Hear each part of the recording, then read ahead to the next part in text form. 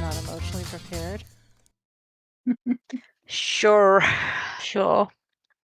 For whatever is going to happen. I did not have much for housekeeping. I think the main thing was I remembered after the fact that as a monk, Grana has more movement. And I don't think I accounted for that and how far she traveled last to catch up with the others. Because I think the other two people dashed out of the tavern. But she took normal movement to conserve key points. Yeah. But I think I only treated it like she was moving 25 feet instead of the 40 feet of movement she has. So I kind of like adjusted her that she's just like 10 feet behind the other two. All right, awesome. And she has 4 key points left. I think Faerun, we're missing like the first 40 minutes of whatever, so I don't know if she's using any other spells, but I have that Grana only used like 1 first level slot. So she has like almost, not Grana, Farah has almost all of her spells. What else? I don't know. I don't think there's anything else. Do you guys remember anything else that I've forgotten that I'm dying. I should be, yeah. I haven't forgotten that. That you're unconscious. And I haven't forgotten Kai's reaction either. What's Kai's reaction? Look at that. Well, the summary of session 42, now that you ask. So, missing part of the sound from the recording, but from what I remember, you just basically were traveling through, like, you were in the northern city center, you were clearing assorted cultists and like, drow affiliates that were assaulting Orlbar and causing havoc in the streets. A decision was made to split the party. My fault. You like suggested it, but at some point everybody like bad. agreed. Okay. We thought it would work this time. Why the fuck I thought it were a good idea? We didn't know they would have guns. Yeah. No, I didn't know they would. It's so bloody hard. Nobody knew there were guns. So you sent your accompanying attaché of dwarven heroes to intervene at this Stonecleaver Tavern and engage in that bar fight. While your mains, Terrell, Yelena, and Kai, with Lord Jomont accompanying you, ventured further south to follow through with your original mission, which is to secure Orlbar's steam factory, which powers the fortress, as well as its surface defenses. So it keeps the forge running. It does like the irrigation system for the mushroom farms, that kind of stuff. Keeps the lights on, but also has to do with the surface defenses. The tavern trouble was sorted by the dwarven heroes, Grana, Faerun, Halfhook. No problem. Easy peasy. Though a particularly vicious goblin did fell locals Bob and Susie before the watering hole was safe. But, all the goblins were taken out, so Bob and Susie were avenged. The path south, however, proved very perilous for you guys, as 4 drow gunslingers stationed on the rooftops worked to prevent any defense reaching the steam factory. They proceeded to blast at you like fish in a barrel because you were kind of like on a bridge and you were like out in the open, especially at the beginning. Lord Jomont was dropped in a single shot, like assassinated basically. But Terrell intervened, channeling the divine power of Maliki to stave off his death this time. And Terrell then proceeded to Misty Step to the roof of the steam factory to get into melee combat with one of the gunslingers. Another really bad idea. You were about 50 feet away from the factory's entrance, and I updated the map. And do I need to reshare the map? I've got it open. I've got it open. So I added a couple little notes, partially for me, about cover and stuff. But you'll see, like, I put an SF and a little arrow badly to the right side, and that's like the entrance to the steam factory. And then places where I've kind of like marked lines and put numbers is kind of to denote where there's cover against a particular foe at this point. But that's going to be, fluid and change as you guys move around and stuff. or if they move, then if they don't stay static, then that's going to change, and I'm going to erase all that stuff. But I think I just wanted to kind of, I don't know, have a touchstone, given that, you know, Yelena's unconscious and all that stuff. Yeah. That was a complete sentence, so let me carry on. Terrell's about 50 feet away from the factory's entrance. The dwarven heroes realized what's happening to the south, and they started rushing to join the fray. And just as this was happening, Yelena took a life-threatening boom powder shot and fell unconscious. And we ended the session with Yelena's fate undecided, and Kai perhaps already in the first stages of grief because he exclaimed no in firm denial at the very end of our session. As he saw, you know, Yelena just drop next to him. Kai, throughout all of this, he is completely undamaged, unharmed, living a charmed life. Yeah, not for long, I imagine. But as we pick up with the combat in progress, I will remind you that bleeding is a free action. I will start some music. I think this is like... Did you say bleeding is a free action? Bleeding. All right. Wow, great. Especially for Yelena right now. Now, I think where we left it, it's actually one of the gunslingers' turn, because we left it at the very bottom of the round.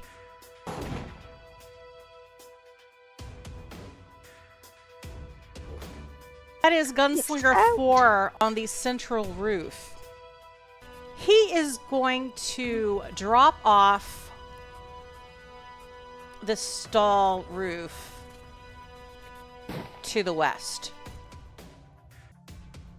So he jumps down. He has one more square movement, so he's going to move one thing south. And considering where he is,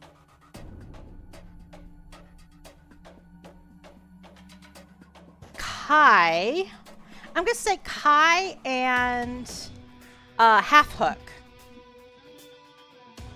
have the best shot to see this guy right now. So do perception checks, Kai and Half Hook, which I guess is basically Grim. Yeah. Perception is wisdom.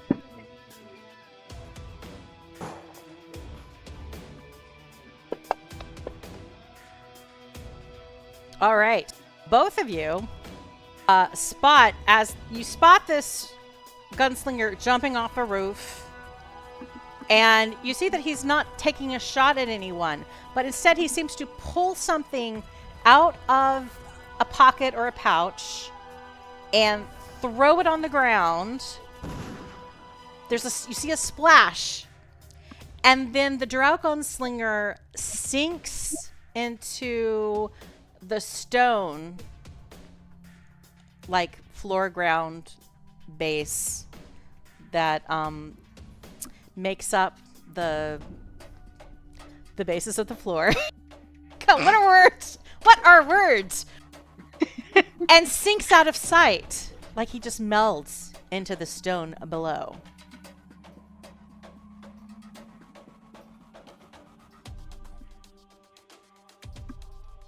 So that is his turn. Top of the round. And I'm going to turn down the sound a little bit, because that seems a little bit loud for me. I don't know how it is for you. It's okay. Yeah, I've turned it down a bit.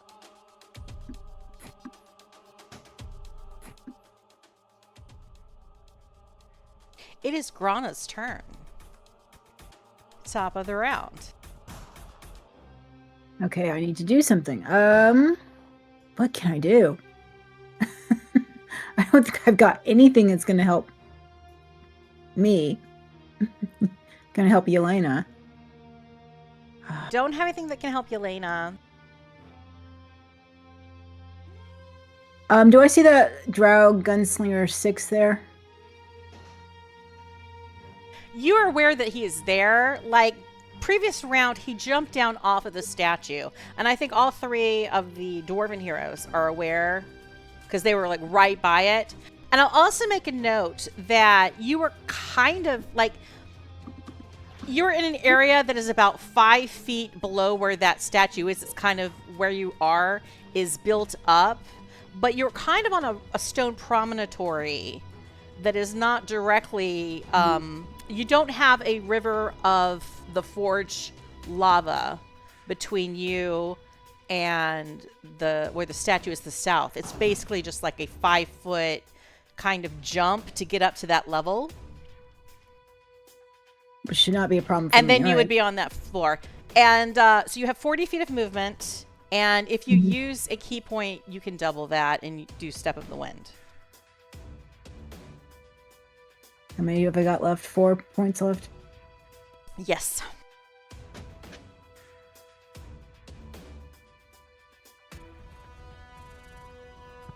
Yeah, I'll do that to get to our gunslinger there. So I'm just going to move up.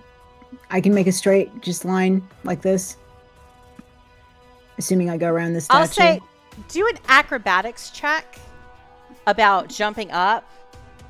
Because I can't remember if like monks, at some level you have climbing as a free action, but I don't remember what that is. And of course I didn't put it on the NPC sheet. Let me see if I can find it really fast. Sure. Is that just a dex check? Yeah, the acrobatics will be, unless I put it on her sheet as a skill. Which Yeah, but it is a dex check, so. Yeah. it'll be your dex. Very nice. Very nice. No problem. No problem. So I really don't need to look something up. Because that was high enough for it to not matter.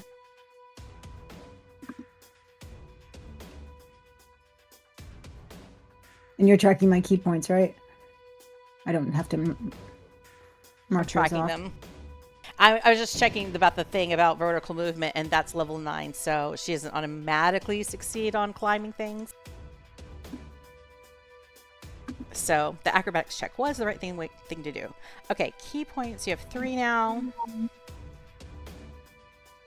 All right, so you're adjacent to the dude. All right. So what do I have left here in terms of movement? Do I have to spend another key point? I'm gonna say the jumping. Everything was part of like using your Step of the Wind. So you basically have your action left. You don't have your bonus action anymore because you did Step of the Wind. Okay. So I can still punch him. Yes. You have 2 punches. Come on. Did that hit? I typed No, right you just missed with a 17. Oh my god. Just Bloody hell. missed. Oh no. Well, it's hard for him to shoot me if I'm right up next to him, so. Or maybe I need that extra key point to run away. We'll find out. There's nothing called a point blank shot or anything. That's right. You still get another punch though, yeah. Yeah. Ah, there we go. 26 hits though. Yes, definitely.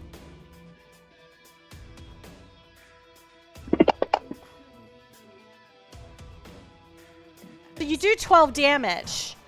You punch, swing back with your offhand, smack this drow gunslinger right across the jaw, and you see him kind of take a step back. He's a little bit dazed, and he really looks rough and worse for wear. You're not sure how if he's going to be able to recover in time to do something. He might be a little bit too dizzy or stunned, even though you haven't technically done Stunning Fist. He's really close to passing out. All right, so I'll spend a key point and take him out. Well, you can't. You've already used your bonus action, Okay. unfortunately, to do Step of the Wind. I thought I could do more monk shit. Oh well. I think that's specific to some other a specific like subtype. Ah. Yeah. All right. So that's it Yes. For now. for now.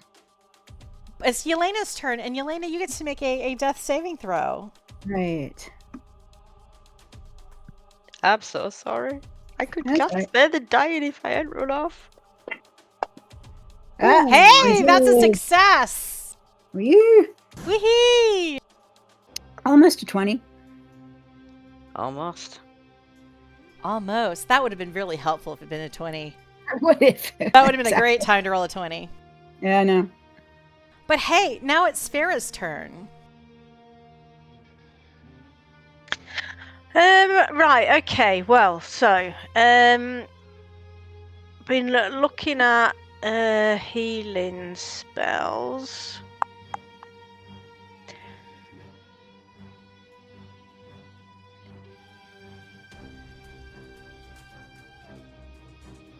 Right, so, I can do, I'll move, right, I'm going to move a bit closer to Yelena, and then I'll do Prayer of Healing, because that's a range of 30 feet.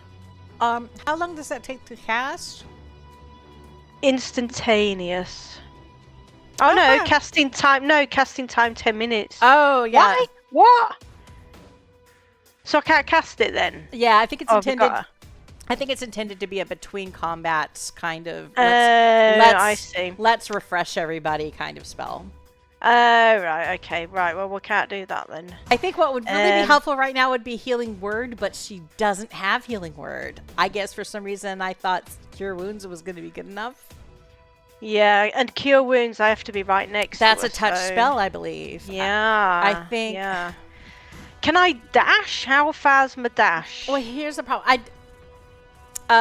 Cure Wounds is also an action spell. Right. Yeah. So if yeah. you dash, you're going to use your action. You can dash to get next to her and be Touch ready her for the next time. The next Yeah. time, or you could just move 25 feet closer and cast a spell, like to kill something. In the meantime, Yeah. Okay. since yeah, you let's can't do get that. right up to her.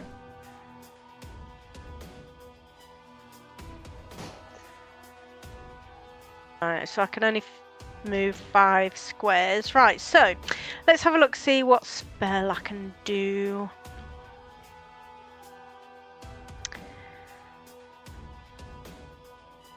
Sacred Flame, cantrip. Flame-like radiance descends on a creature. Must succeed a dexterity saving throw or take 2d8 radiant damage. Okay, shall we try that? Yeah, 'cause where you are right now, you can see all 4 of the gunslingers.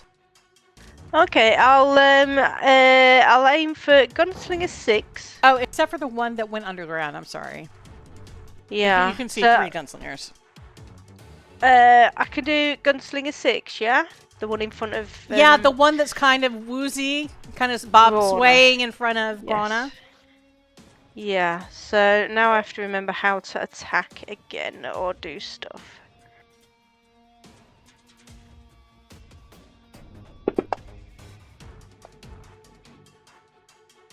That's good because they failed their saving throw. Ah, coolio.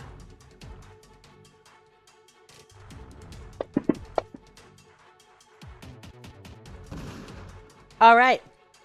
So Alright. this gunslinger is still dazed by Grana's punch a few seconds earlier.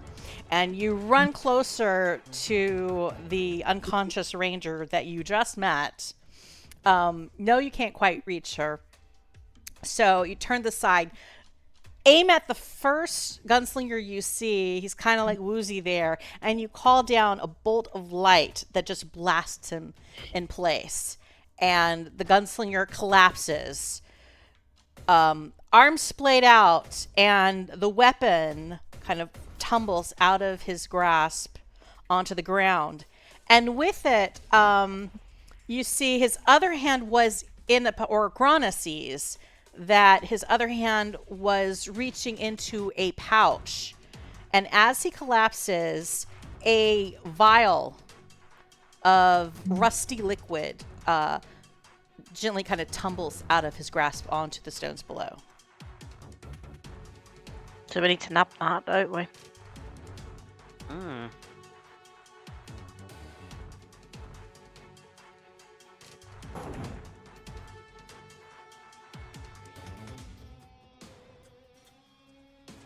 I'm just deleting Gunslinger 6. Boop. And that is Farah's turn. Very nice. Yes.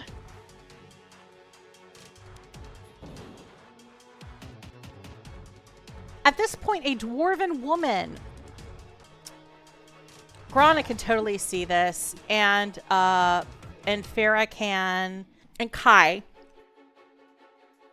You guys can all see a dwarven woman she looks like she's wearing like a leathern apron, and she has goggles on, and she comes storming out of this shop. There's like smoke kind of coming off of her armor, and beside her there is a metallic creature that seems to jump alongside her, but she's still like under the awning. So she's at a place where Drow Gunslinger 3 cannot see her, and Tyrell, she's blocked from Tyrell and the Gunslinger by Tyrell's view. Is that a mechanical wallaby? It's a kangaroo, yeah, a steel kangaroo. Wow. So it's Lord Jomont's turn. I'm going to roll a perception check for Lord Jomont to see if he notices, because he's like a little bit ahead of where Kai and Yelena are, running towards some cover, kind of headed towards the direction that Tyrell is going. I'm kind of using Tyrell as a guide. So I'm not sure he's like noticed that Yelena's collapsed.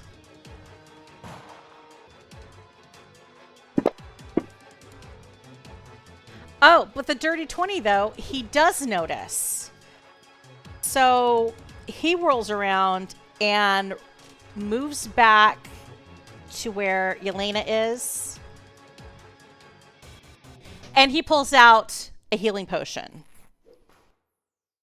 And uses his action to heal Yelena.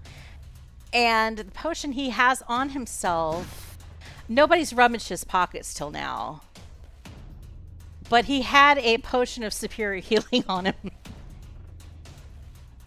Done. So Yelena gets back 8d4 plus 8 hit points. So let me roll. 1, 2, 3, 4. She gets back 24 hit points. Woo! Thank you, thank you.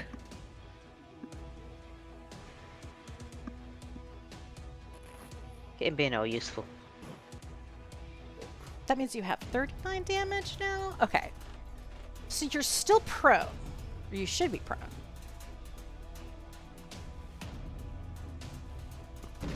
But you're no longer unconscious.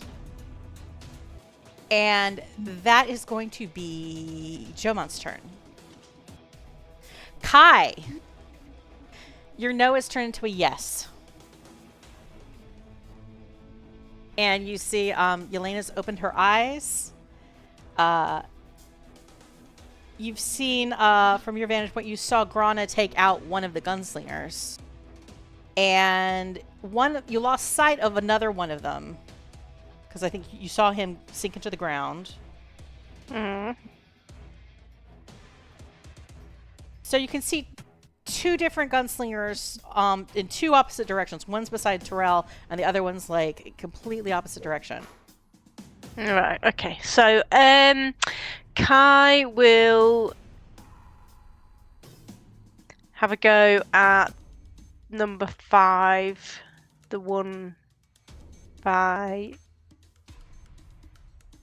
Tyrell. Don't fireball me.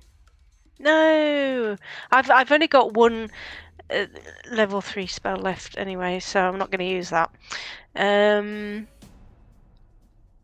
So I will do.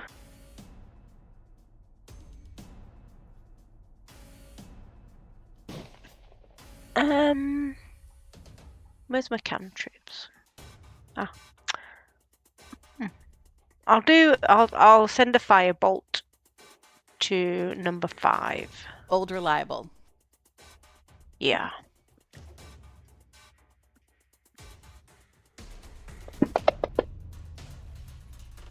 Ooh, nice. 27. It's definitely a hit. Fire launches from your fingers, searing not too bad. into that gunslinger for 15 hit points. And that's me. I think I'll stay where I am. And this gunslinger is also like still standing in this beam of bright moonlight that Terrell summoned down earlier. Oh, I'd forgot about that. What does that do? Does radiant damage. It does at the end of radiant his damage turn. every turn. So, while they aren't on their very last legs, they don't appear to be having a really good time. They're kind of like squinting and struggling. You can see like there's some effort to try to, or at least Terrell can see, that they're making some effort to try to focus on her location and continue like tracking what's going on around them, because this extended period in this bright moonbeam is kind of challenging their visual perception of their surroundings, since they are from the Underdark and not used to such bright light. Are you going to move, Kai?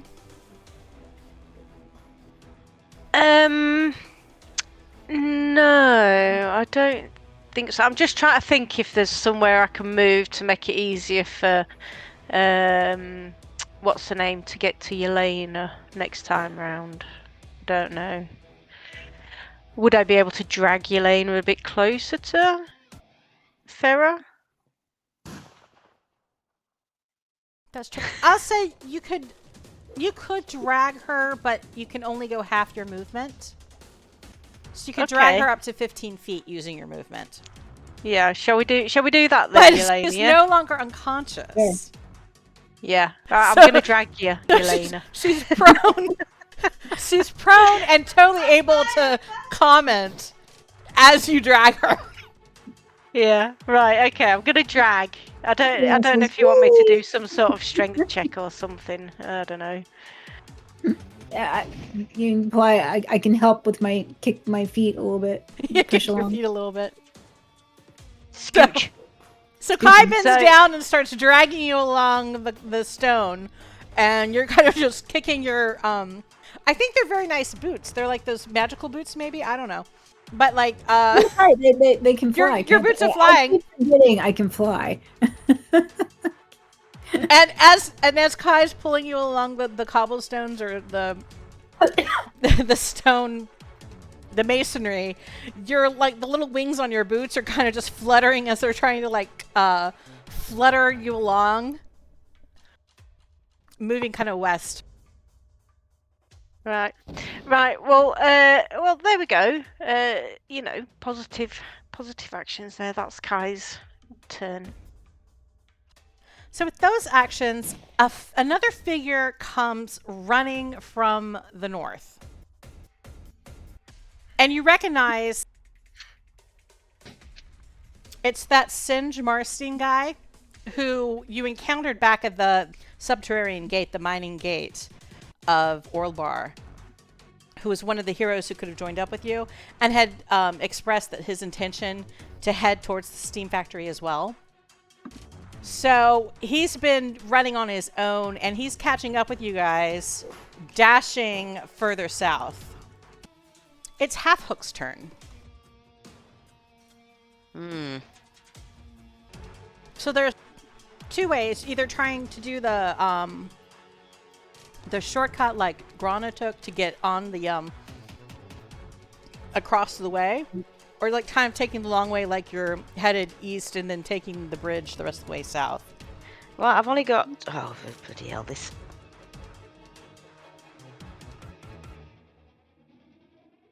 The problem with having F as my touch to speech is I keep putting Fs in the chat.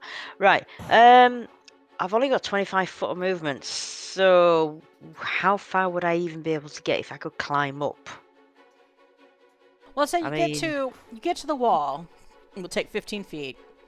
You can make an athletics or acrobatics check to see if you successfully climb. And then So another 2 squares if you succeed. Okay. But if you don't succeed, you're going to be as far as the wall. Dex. And it could be an athletics. It could be a strength-based athletics check or a acrobatics. Oh. Okay, then if I can do the strength one instead, that would be Yes. better. Okay. You say I can move another 2 Yes. squares? Yeah, you can move another 2 squares because you successfully he raised his hook arm, threw it out, used it as a grappling hook, and pulled himself up the side of this rise. Alright, cool. And then kind of, hurled himself over the ledge, landed on his feet, and continued moving as much as he could farther south. Okay, then my other question is, it says that I've got a javelin, but I can't see that on my actual attack sheet. Only got the hook and the shield bash. I said you have a javelin, and you don't have a javelin. Okay, then I shall ignore that. No, wait. You should probably have a javelin. I intended to give you a javelin, and I never got around to it. Okay. But Terrell has javelins, right? Well, I did have javelins. I don't anymore. I need some more. Do you have the information on your character sheet, though? Oh, yeah. Use that information. Because I think you're close enough. I'm not sure if your strength is quite the same, but let's just use Terrell's to hit for a javelin. It just says it's a +6 to hit. Oh, it says that's melee weapon. That's if you do that. Hang on, ranged. +6 to hit, range 30 to 120 feet. Except I know I have javelins in my... So 30 is the base range, and then it can go up to 120 feet, but anything over 30 is going to be at disadvantage. Right, I want to hit that guy there, so I'm within plenty of... So you could potentially hit him with a javelin, but it will be at disadvantage because he is more than 30 feet away. But it says the range is 30 to 120 feet. Yeah, like I think the 30 is just your near range, and the 120 is the far range. I'm just not sure why it'd be a disadvantage, though. That's all. Because it's farther. Like the first number indicates like what is like within close range, like easy to hit, and then the second number is the max limit of what you can hit, and beyond that, you just can't target them. Okay. So the second range is like less likely you're going to hit him, so it's at disadvantage. Right. So it's just going to be a d20 for the attack +6, isn't it? Mhm. So 13's going to miss. 13. Yeah, 13 is going to miss. You need an 18 to hit him. Yeah. All right. Then there's not else I can do. Okay, but that's half hook, and half hook can.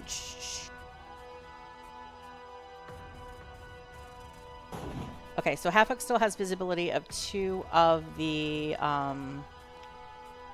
gunslingers that are on roofs. Okay, just note to myself. The gunslinger next to Terrell. The gunslinger next to Terrell is shooting at her at point blank range. Now that's not necessarily a good thing, but because of the moonbeam, they're doing it at disadvantage. But if they hit this close of range, it's going to do an additional 1d10 damage. Okay, Close. I would just mention that the moonbeam, I did check, and it does say at the start of his turn he takes 2d10 and yeah, radiant. give him. See if that's enough to stall his shooting, to take him out. Right, hang on.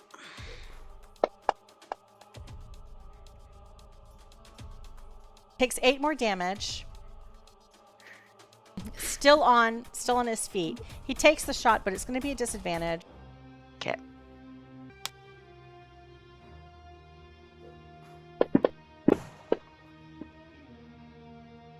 And luckily, because it was a disadvantage, it missed. Because the other number I rolled was an 18. Yeah, that would have hit me. So he shoots wide.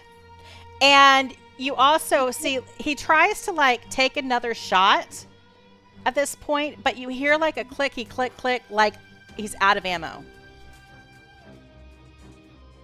So to take further shots, the guy is going to need to reload.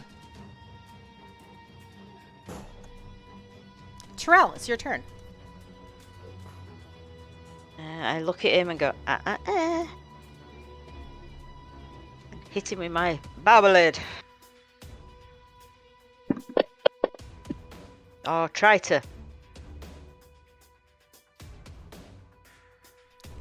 You know, even though it's your moonbeam, it's pretty damn bright.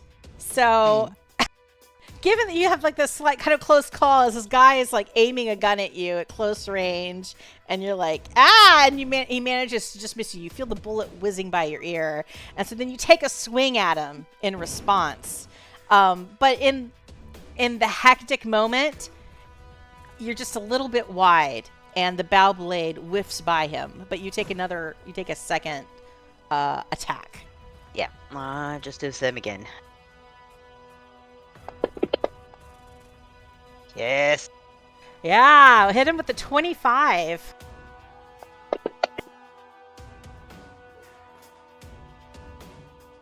You do 13 damage, and you see he's still on his feet, but here again, he's clutching, he's a little bit disoriented, and it seems to you like he is on his last legs.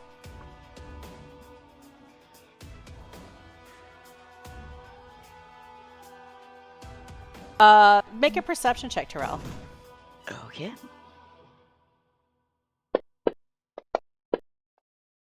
I know nothing. Yeah, you don't notice. You're just pretty happy that you've like stabbed this guy, and he looks like he's almost dead. Yep.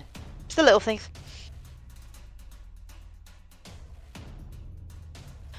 So, Drow Gunslinger 3, seeing how things are going, and he is, like Kai, unharmed at this point. He decides to leap off the roof and start heading east towards the steam factory. So he jumps down,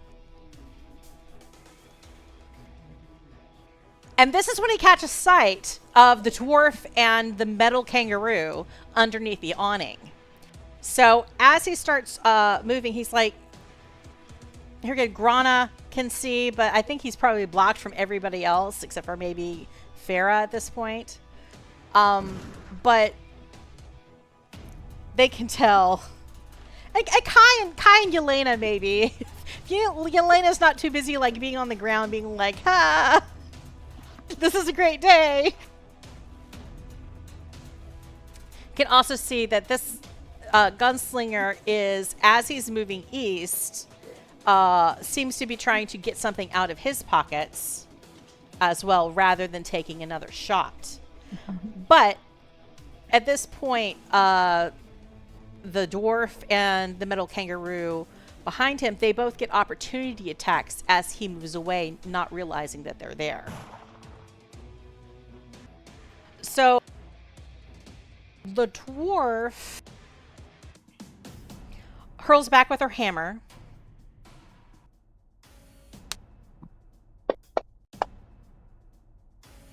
And she hits with a 19.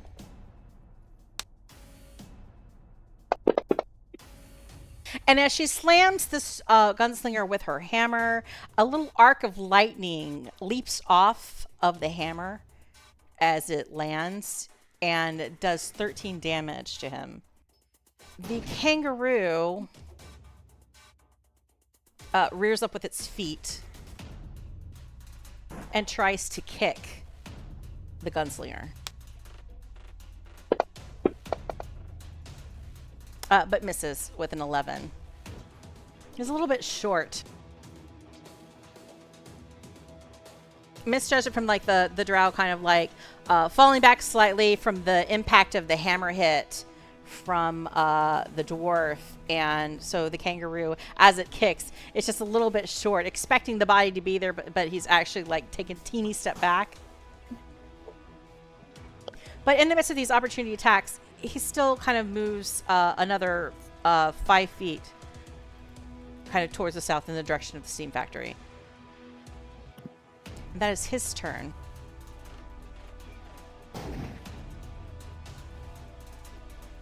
So we've hit the end of that round.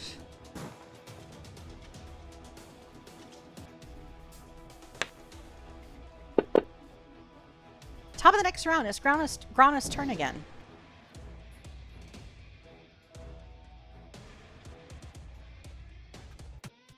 So I see kangaroo and other dwarf. Do I know them? Do I know her? Yeah, I would say you do know them. You definitely know them. You recognize that this is Singe Marstein's mom, Zammie, and her steel defender, Hot Pocket.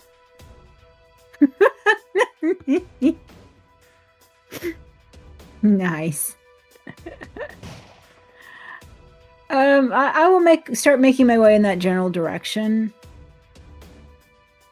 Up to this other gunslinger. I mean, if you've got 5 feet of movement, you should be able to get to him. Yeah. Yeah. Yeah, you have enough movement to just run up to him and do some Hit business. him! Hit him! I will absolutely hit him. There we go.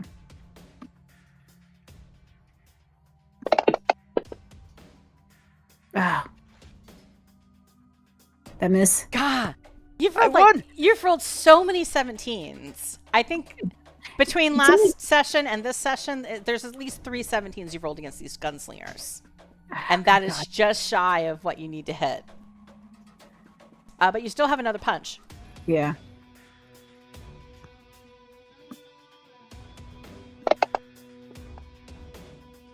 There we go. So Be nice if I 22, you get- land a blow.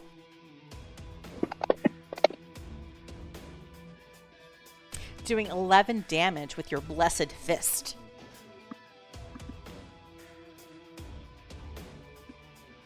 I guess I should spend a key point and see if I can take him out. You can do a perception check. Okay, let me do that. Is that wisdom or intelligence? Wisdom. Okay.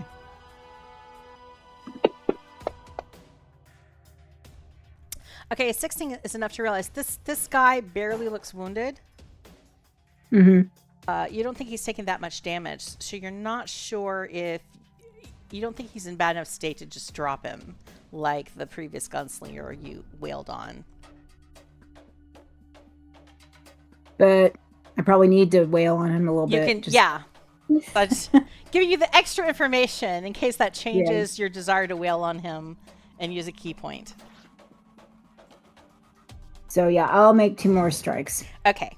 You're down to 2 key points, but you do 2 more attacks with your flurry of blows. Okay, come on.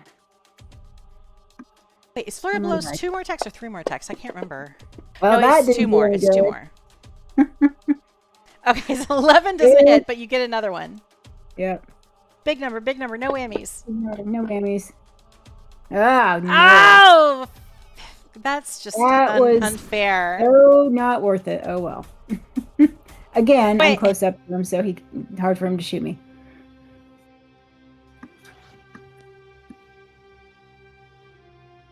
All right. And that's it. But it's Yelena's turn now. Yelena, you're prone on the ground, but you're conscious. You were shot. Everything went black. You opened your eyes to like Jomont looking worriedly over you with like a vial in your mouth, and then Kai started dragging you across the stones. Ah! And you still hear the sounds of gunfire and fighting. So you realize it's not over yet. All right. What do I see from where I am? From where you are, when you look over, and it takes half your movement to stand up, basically. But Yeah. Mm-hmm. Across The the way, you have a hard time seeing. I think you can just barely make out that Terrell seems to be fighting somebody on a roof to the southeast. And then you can see that there are some people fighting outside of a shop to the southwest. Otherwise, I think you've lost complete track. You're like, there's less gunslingers. You see a dead gunslinger, but there's one missing compared to when you went unconscious. There used to be another one on the central building, and you no longer spot him. So you don't know what's up with that. Grief.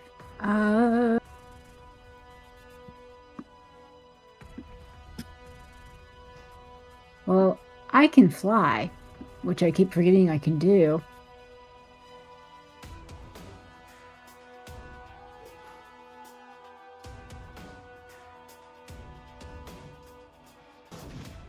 I've taken one movement. I can take another movement and fly up to this statue that's right here above Half Hook. You have you can fly 30 feet normal movement.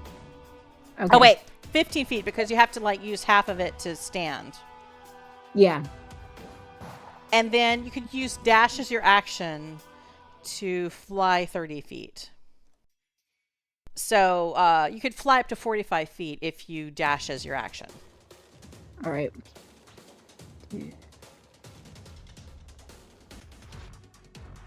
Let's do that. And I'm just going to go to the top of this guy right here. Yelena's on the statue now? Yep, on the statue, readying her bow. Ready for the next round. You do have a bonus action, so if you have anything that you can cast as a bonus action. Yeah, let me look. This would probably be a good time to do it. Yep. Is Hunter's Mark a bonus action? Yes. Is it? It is. Yes, it is. So let's cast that. Do I do that on myself? I don't know. I don't remember how the Fantasy Grounds interface works, but it kind of applies to a creature. Like you mark a particular target, and all your attacks against that target, if they hit, get extra damage. All right. But I don't remember how it works. I think there's something that you drag to you, but there's something you drag to the target. I find that very confusing, but I'm sorry I don't understand how to tell you how to make it work. Did that do anything? Well, you've got damage 1d6 on you twice, so let me take one of them off, and I'm going to take prone off as well. Hopefully, we'll see. When you shoot something, if it does d6 damage to you, or if it does it to anything that you shoot at. I die again. I kill myself. Yeah, here's hoping. Well, you have enough hit points now that maybe you won't drop yourself immediately. Well, that's good. All right. And that's your turn.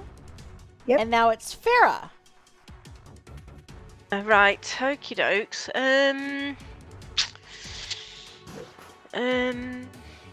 Okay. She is gonna do guiding light. Okay, guiding bolt. Guiding bolt, yeah, that's the one on gunslinger number 3.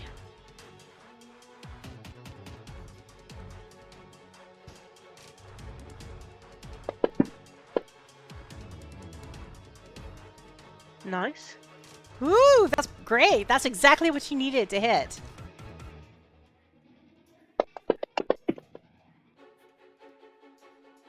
So 15 radiant damage lances out of her gauntlet towards that gunslinger.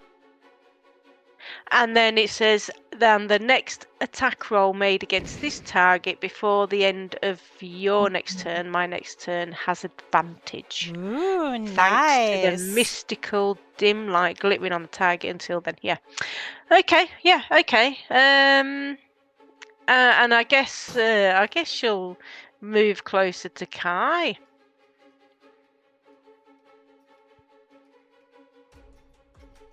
And that's it. Alrighty. Not shying away from a fight, the dwarf runs forward. And she takes an attack against this gunslinger that you just guiding bolted. So I guess she has advantage on the attack. That's right, yeah.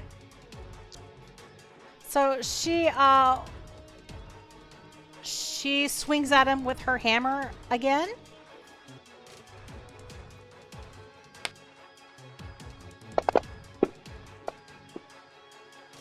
Hey. Hey. And it hits with a 25.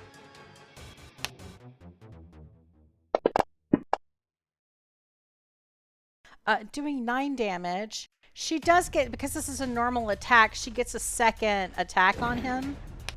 But this one isn't at advantage. And it shows because she rolled a 2 and for a measly 8, which misses. I'm gonna have her adjust and move a little bit south of him, so she's kind of flanking. Opposite of Grana. And we'll treat that as, because it's flanking, that Grana will have advantage because of that. On any of her attacks that she gets to make next.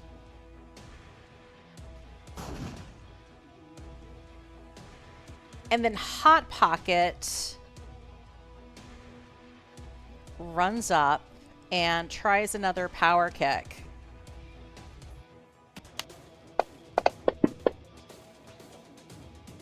Oh, poor Hot Pocket. 17, which just misses. Another 17. Yeah, another 17. It's like a bad omen.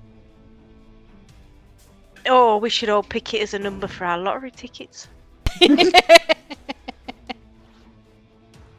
So that was Hot Pocket's turn. Now Jomont is up again.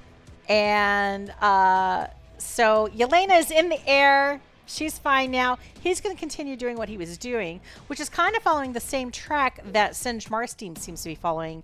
Kind of headed in the direction of where Terrell is, headed towards the steam factory. He no longer has visual on number 3. He takes out he tries to shoot an arrow at the gunslinger next to Terrell.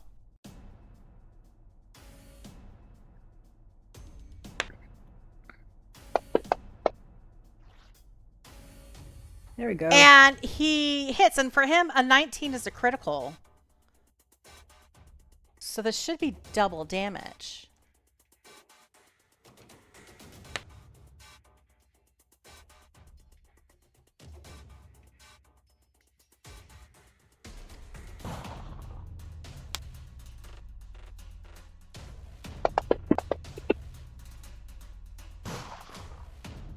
But I roll like crap, so it's still only 9 damage. And the dude's still standing. But he's got an arrow sticking out of him. And it's Kai's turn. So Okay. The cleric's jogged up beside you in her full plate. Yeah. Okay, I'll just move slightly.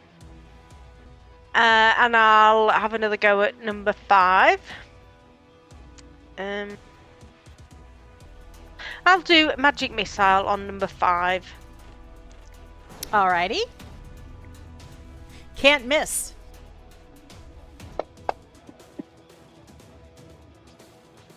Hey. Yay! Only needed 1. I've got 2 more to do on somebody else. What's the range on him? Well, hey. 120 feet. Well, that's enough to hit the other guy. Yeah. Okie dokes. And you don't have to worry about like line of sight and all that stuff because it's magic missile.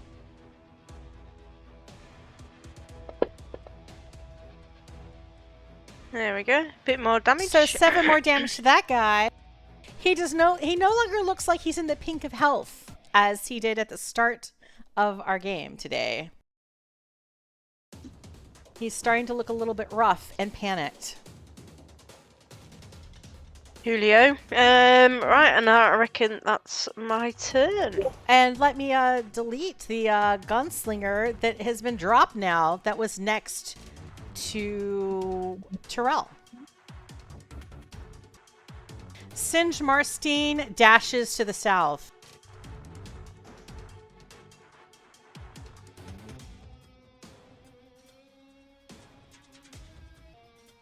Half hook.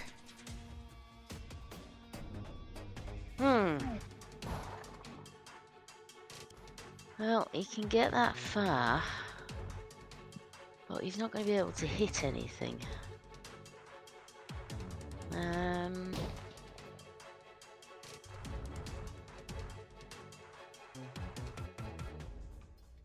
No, he's only got a 15-foot range. That's all he can do, really. Did you just have a move? He's all about his hook and what's his shield is just. Well, a we were shield pretending he bash. has javelins. Oh yeah. So I you guess could either dash and move like another 5 squares, or you could try to throw a javelin again. And I think it's within 30 feet now, so it wouldn't be a disadvantage. Okay. All right, then I'll do that.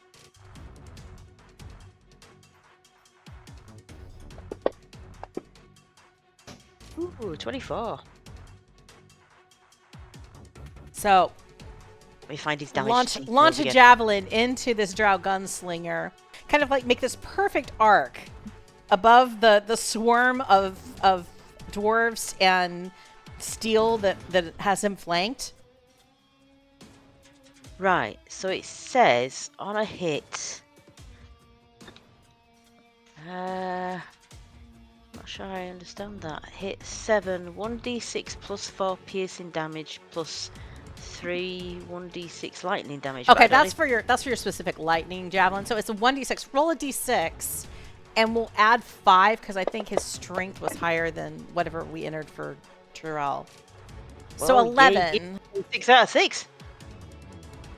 11 damage on that guy. So he is looking rough. There is panic in this gunslinger as well, and all of the dwarves in that general area can tell that he seems to be like scrambling in his pocket for something.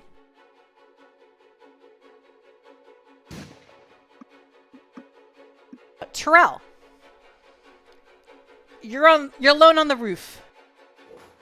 You see Jomana is running in your direction. You see that other dwarf, Zammie Marstein.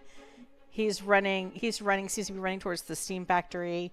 You can't really make out what's going on to the west with the other gunslinger because that market building is in the way. Because you're on the roof and they're down below. Right. You also see that Yelena is on top of the statue now. She's no longer unconscious. Okay, I wave at Yelena, point to Singe, and just shout, "I'm going with him!" And then I'm going to jump down. Alrighty.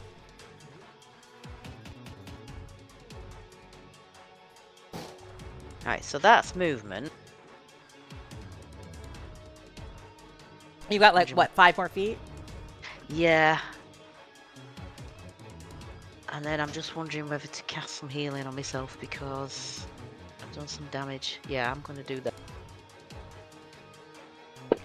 Okay. Okay.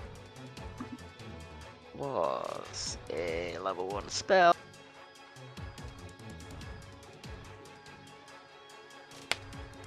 Okay. And that's pretty much all I can do. Unless I'm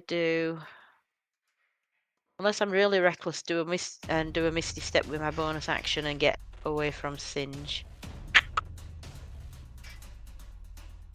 Let's do that.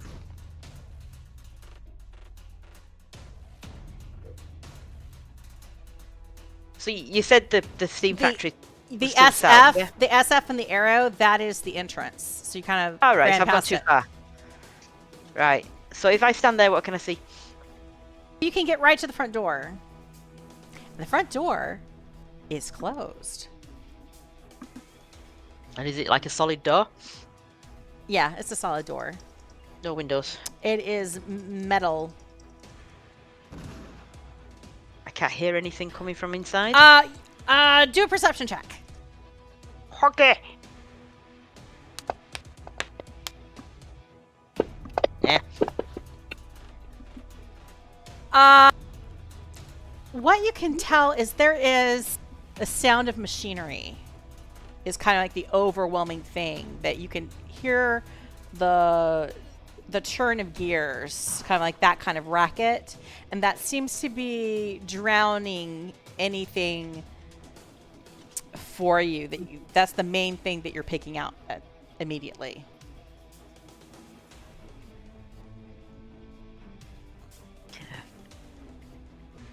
Yeah, I can't do what else.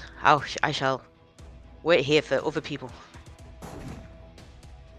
The gunslinger, kind of desperate and surrounded, he pulls a vial out of his pocket and throws it on the ground. It splashes. Grana can make a dexterity saving throw. If she wants to. I guess it's voluntary. We'll keep her around.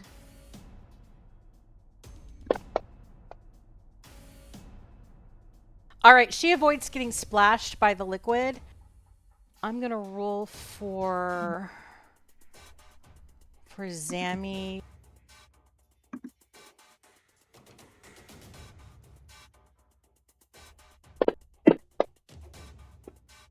Zammie does not move out of the way. She gets splashed. And Hot Pocket.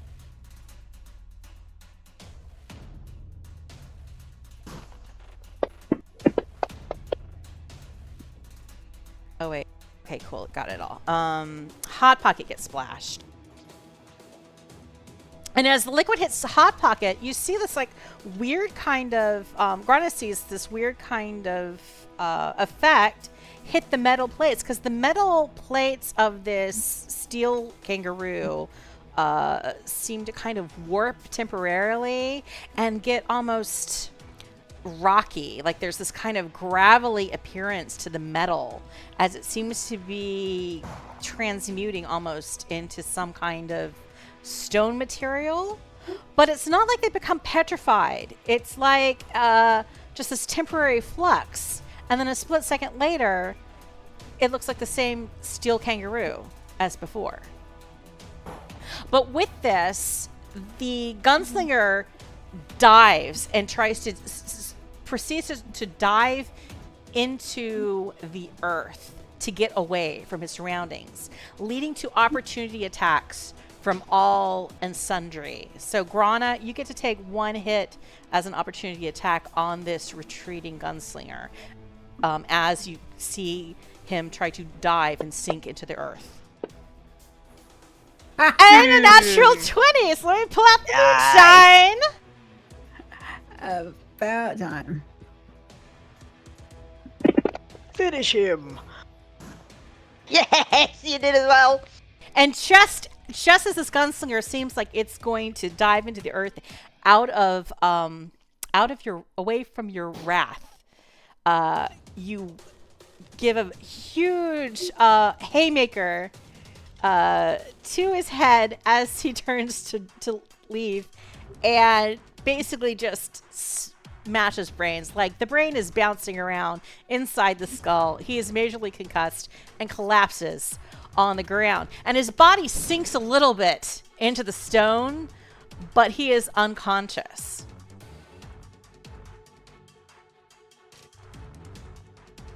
And dying.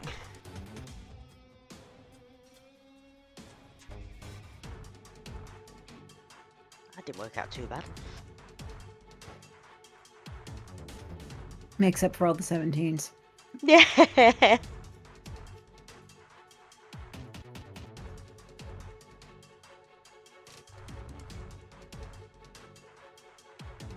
All right.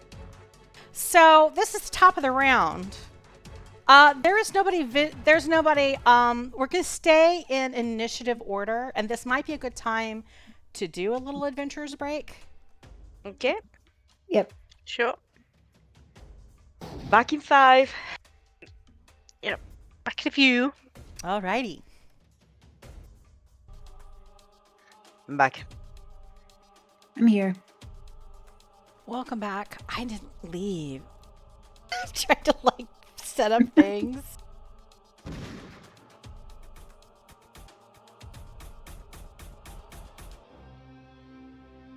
I am back also.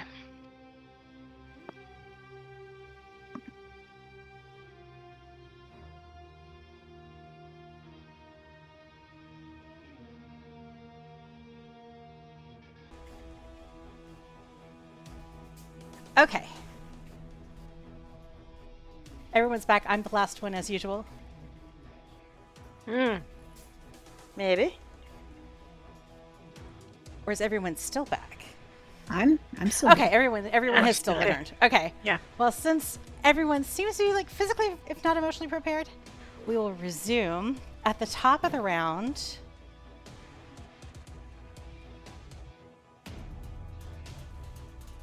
Where it is Grana Ironclaw's turn. She has just murderized one of the gunslingers. She sees her neighbor, Zammie Marstein, and her associate or her steel defender, Hot Pocket. So I asked And- her what she's doing here. Where'd you come from? I came from my shop, and she points to the store right next to you to the west. And hey, I just fought off some marauders. They were in my shop, but I beat them down. Better head to the steam factory for defense. That's going to be a problem. Make sure it's okay. Yeah, that's where we're heading to. All right, well, let's head up. Let's head that way. And she points to the east.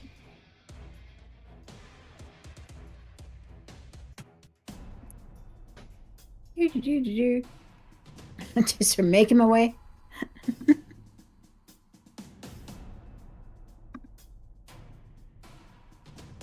But you've got Right.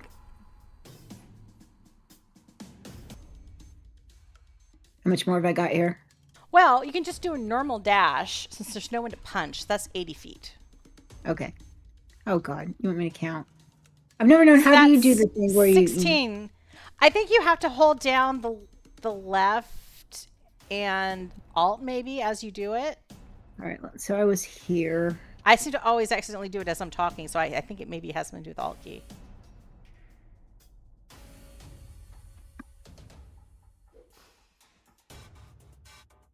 I mean, we could just say we all group up by the steam tunnel, steam factory door. Except for we're kind of still in initiative order because things are Alright. happening inside the steam Okay. factory. Alas. Wait, Bugger. wait. Drawing. I have pointers, drawing, and draw arrow. Yeah, that does the distance thing. Okay, cool. Cool. So I moved. Look, you want to just say 60 since I moved a little bit? So you can move to about here. That's 75, 80. Boop. So about there? Going around? Yeah. Let's just do that. Yeah, thank you. Now the question is, how do I get rid of this? Right click. And then pointers, and then remove pointers. Ah, cool. It's the only thing I can remember how to do on this. Cool. It's a I'm it's a happy. vital thing. That's very useful for me because I can't see. Even with my glasses on, it's like I can't see how many squares. I don't want to count that much. It's a big number too with the Yeah, monk. it's a big number. Exactly. 6 squares is easy. That's Grana. Yelena, you're on a statue and you can fly. All right, so I'm just gonna fly, follow these folks. I wave at Jormont and point him in that general direction. So if I do the dash, I've got what, 70? I don't. Are you 35 or are you 30? What's your normal movement? I don't I think know. it's 35 actually. It is 35. Cool. So 70. So 70. Sweet.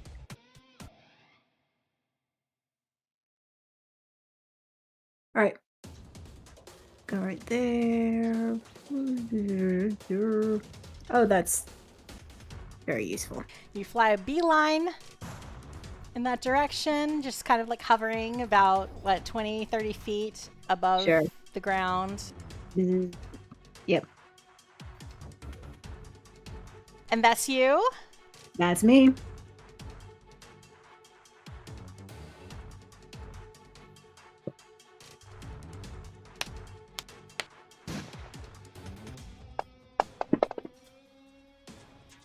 Farah.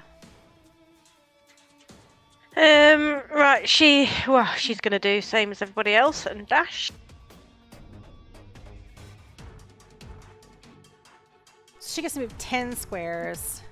Because she's still subject to the stubby dwarf legs and only gets to move 25 feet normally. Kai's like the taking of the rear. Yes, Kai's he can dash 60 feet, so he'll just dash down there. All right, and I will move Zammie.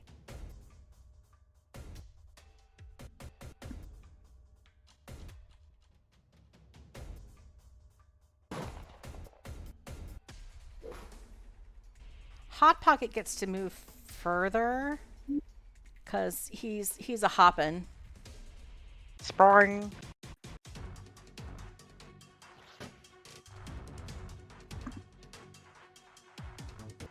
And Jomont is also dashing.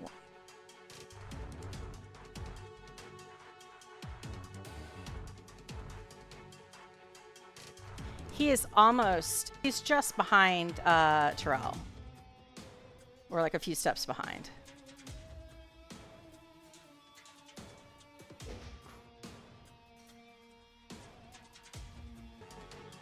Let's see, Singe. He runs up to the factory door. You know, he's not trying to be rude, but he's kind of like just, you know, almost shoving, trying to, not really fully shoving, but he's like definitely not being polite about you being in the doorway, Terrell. And he just like bursts in through the door. All right, so much for being cautious. I thought I was the reckless one. And the door slams open, and through the doorway, Terrell, you can see that there is some combat and there is carnage. There are several dead bodies on the floor. There are several drow as well as goblins throwing bombs at the machinery. The steam factory is already under siege. Roll 1 perception check, Terrell.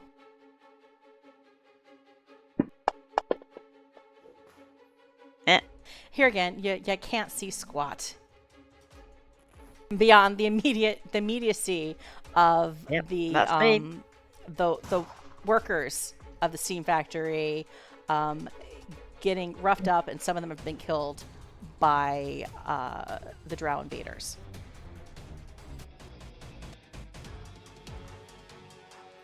And then Singe, he kind of moves out of sight because he is technically inside the steam factory now. Just inside the doorway.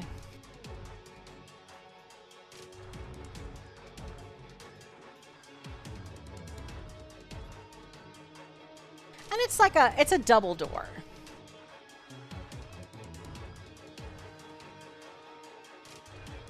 So he wasn't too rude, but he was kind of like brusque, kind of moving around you. Okay, Harfook's only got 25 foot, so he's going to dash.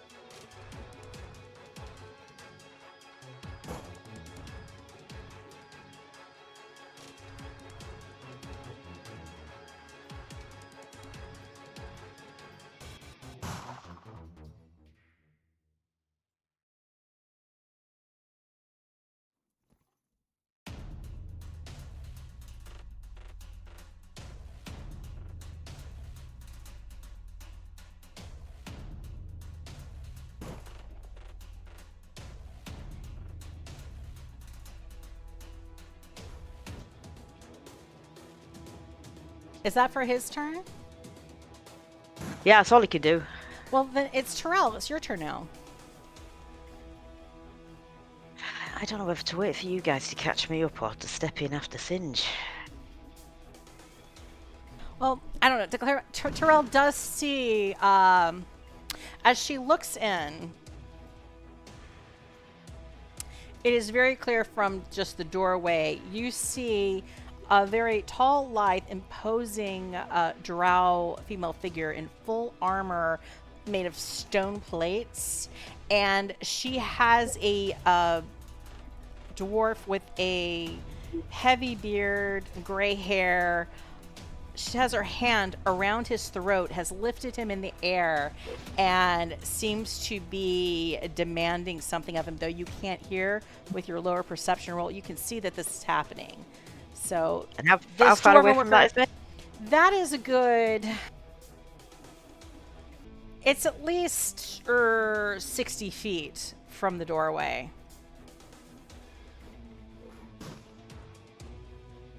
Okay.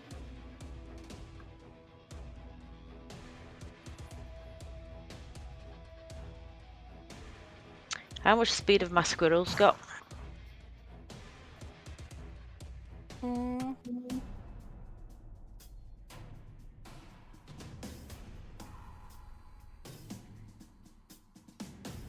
I had to pull up your squirrels.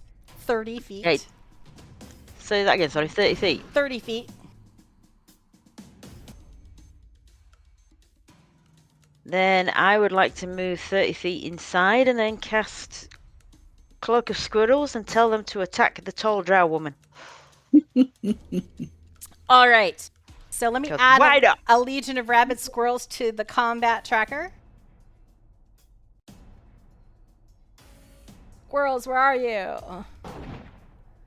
Squirrels. Oh, here they are. Oh, they rolled a good initiative. And I'm going to drag the squirrels to you, so hopefully you can operate them. Do you have squirrels? Do I have squirrels? Like, did a squirrel NPC open up in your... Yes. So many windows open now.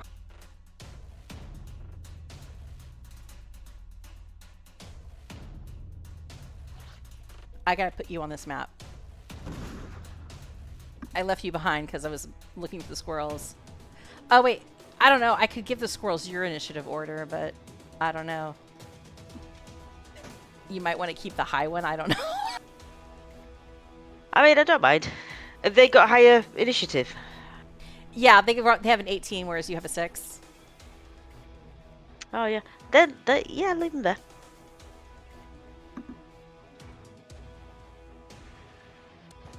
Okay, so the squirrels are they're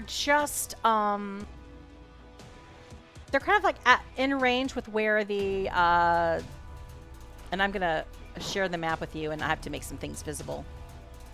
Okay.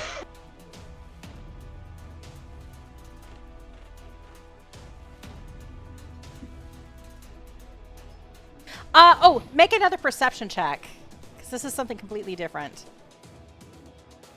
As you did that first 30 feet. Ooh, better.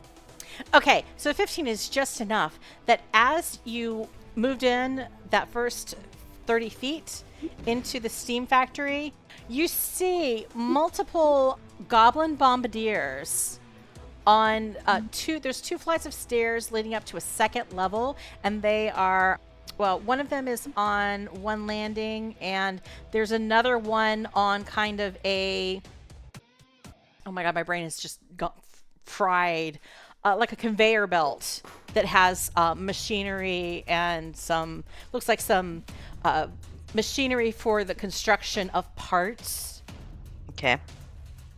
One of them is there, and they're both throwing bombs around at the equipment within the steam factory, causing damage. There are also multiple drow cultist figures wearing the insignia of the Black Earth cult. There's a few other different sigils on their outfits, but it is in keeping with what you've seen on Earth cultists before. That drow Earthblade looks like Daenerys Targaryen. The mad version. Yeah. Last episode. There may be too many factory workers on this map, because several of them are dead. Or there may be too many in the combat tracker. I'll have to figure out which ones somehow are not like on the map yet, because some of them should be like very dead. Oh, what's the other thing? There was one other thing. The thing that you spotted that I meant to like. You noticed as you ran past that there seems to be a very large kind of metallic armor-like suit, like a not a humanoid figure. It's like a giant figure standing kind of in an alcove as you entered. Currently not active, but it is parked there. Okay. Piece of machinery. Looks like a makeshift forklift kind of situation, but nobody's operating it currently. It's just waiting in repose. So that's the visual. I think you got everything that you can see here. Okay. Out of all the madness and people in here. Oh. Yeah, there's stuff that I missed making visible in this stupid tracker, but let's move on with the action. So you've summoned your squirrels. Your squirrels are running up, and next round they're going to be able to like maybe do something. Okay. I've lost you now in the combat tracker, Terrell. You were 6, so you should be down here somewhere. There, yep. There you are. Okay. That's all I can do. All right, and that's your turn. So let's see. There's someone acting now that you don't have eyes on.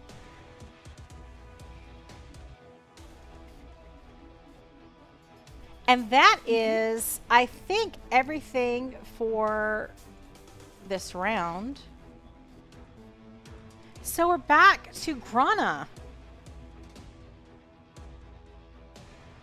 Okay. So I'm not on this map yet. You're not on the Steam Factory map. You're still in Carnage in the City Center Part 2. Oh god, where did But Grana is within dashing range of the entrance. In fact, her normal movement gets her just in the doorway, where she could like see what's in there, but not technically be inside. I would love to talk with whoever designs this interface. Do they sit there and watch people play this? Do they do any usability with this? It's like me trying to find where these windows are. You're playing on a laptop too, right? Yep. Well, I have a laptop plugged into monitors, so I mean, it would be nice if I could split it out over the 3 monitors.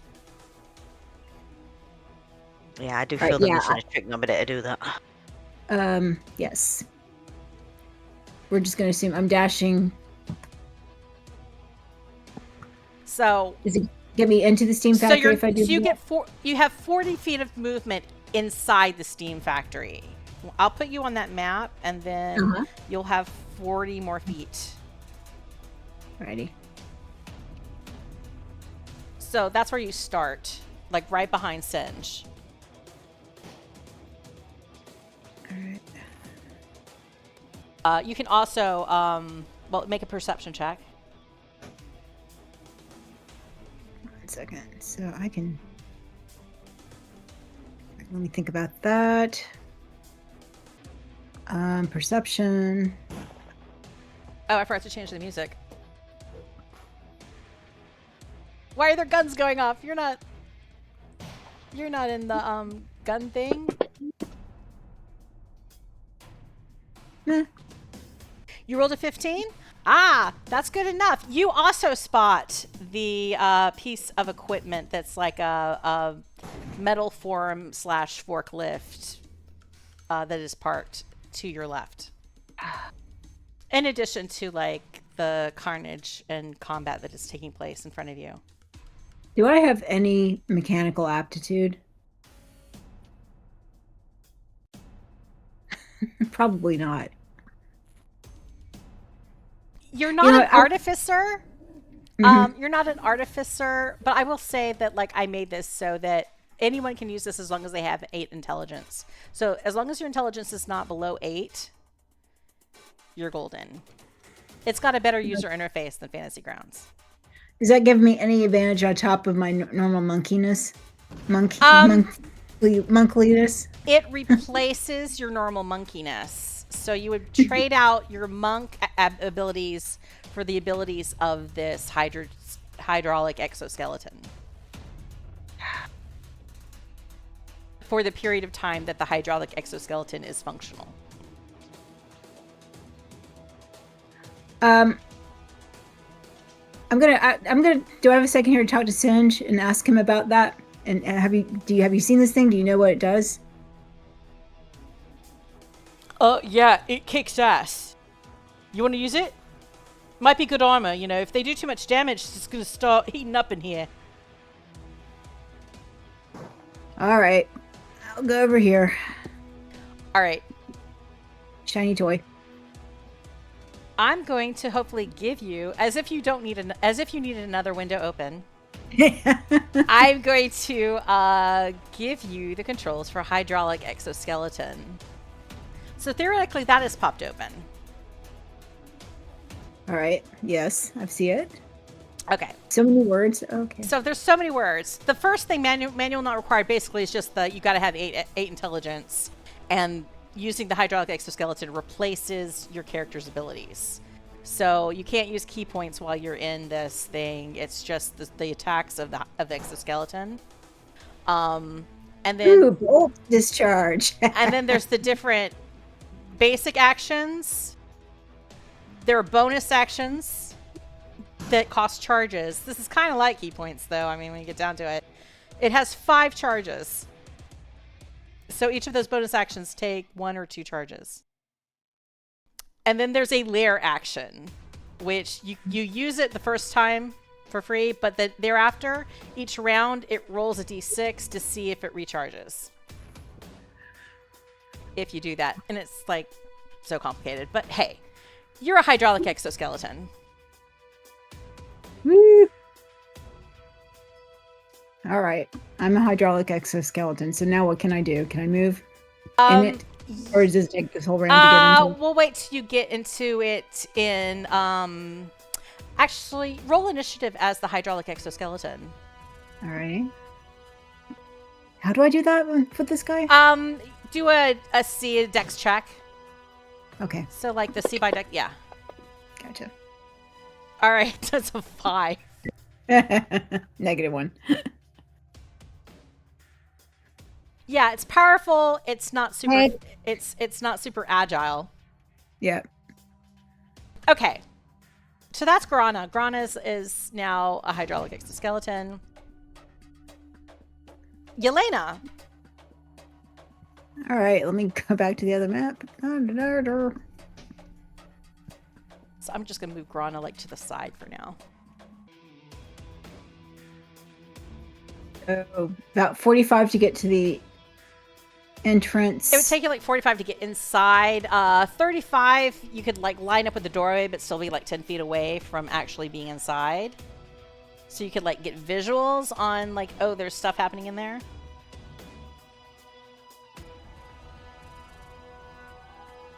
All right, yeah, let me do that. Let's be cautious. So I've got visuals.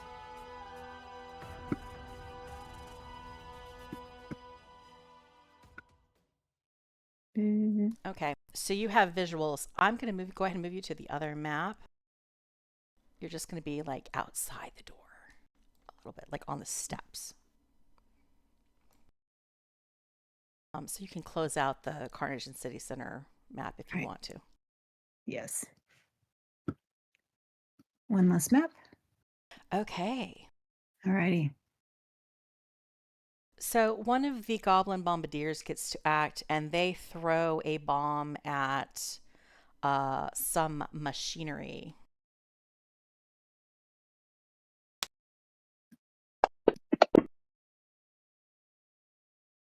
And they hit it, and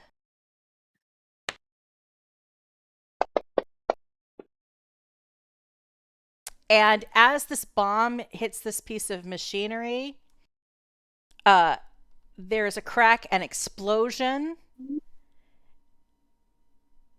It's busted, and you see like the metal kind of split open, and something that looks like coolant kind of sizzles and starts leaking out.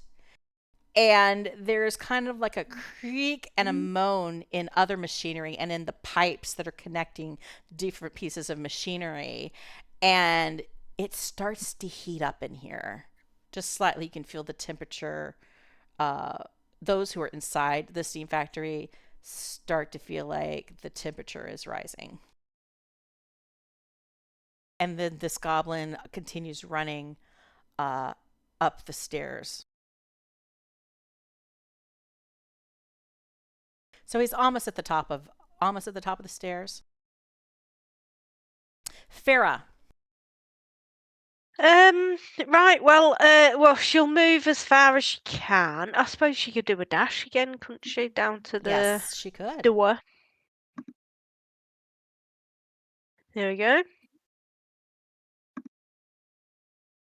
So you can see that there's stuff going on in there. You can see, and it probably like means more to Farah being a local, knowing how some things go around here. Actually, do like have Farah do an Arcana check. Bear with. Int check. Yes. Oh no! Oh, she's. But Oh. give yourself an inspiration for that. What? Farah or me? Kai. You get to choose. Like you can use your inspirations towards your delegated character, your alt, or your main. It's up to you. You can just move that bonus over to their inventory if you want to. Julio. It's bound to account.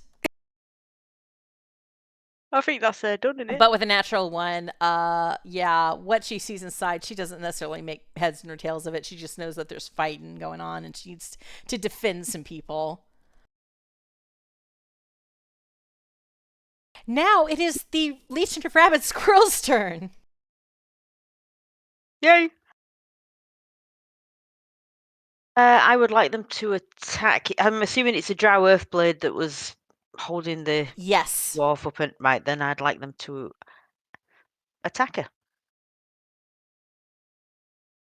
There you All go. right. Run up her legs and go. Rah, rah, rah, rah. So the Legion of Rabid Squirrels tries to run up the legs of this Drow Earthblade, and bites at her. Let's see if their teeth sink in.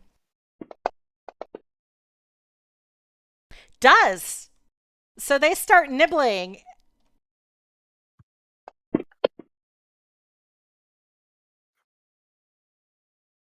And the target must make a DC 10 Constitution saving throw. Find her in the list of things and people. Guess DC 10, it's not a very high save, is it? Constitution, right? Constitution saving throw? Yeah. Okay, she is actually proficient in that. But I don't think it's going to roll correctly. No, it still doesn't roll right. Okay, she's a +7, so let's see if this... I think it's not going to do it, but hey. I might have to add 4 to this. Oh, yeah. Oh, it did add it. So she's 10. So it was a 10 DC? Yeah. Oh, so she just meets it. Just makes it. Right, so she gets half damage of 4d6. So what's the best way to do that? Should I just Roll a do it in 2d6. Or I think you can like right click and maybe choose half when you pick up after you pick up your dice. Okay, 4 Right, there we go. damage. Poison damage. Okay. Let me double check something.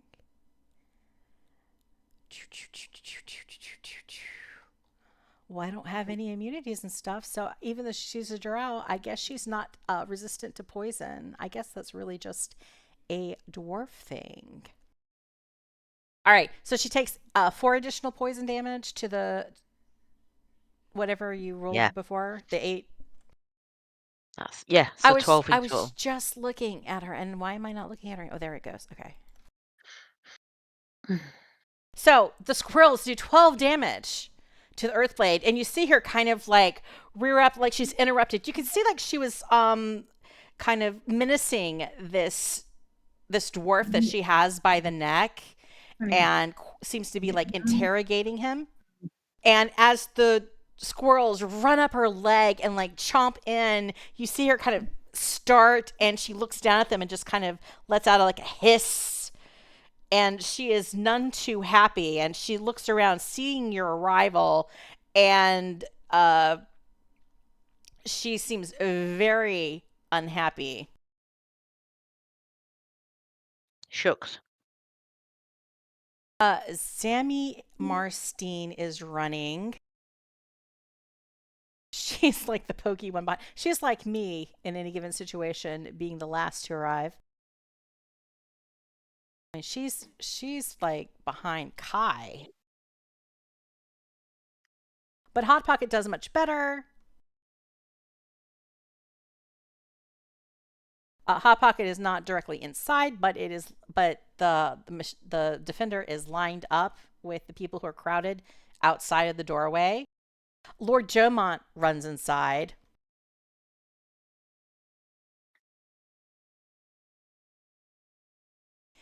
He gets inside the doorway. He sees some stuff happening. He still has 10 more feet to move forward. He spots a cultist up on the landing, and there is a factory worker by this cultist under threat. So he pulls out his longbow and tries to shoot at that cultist.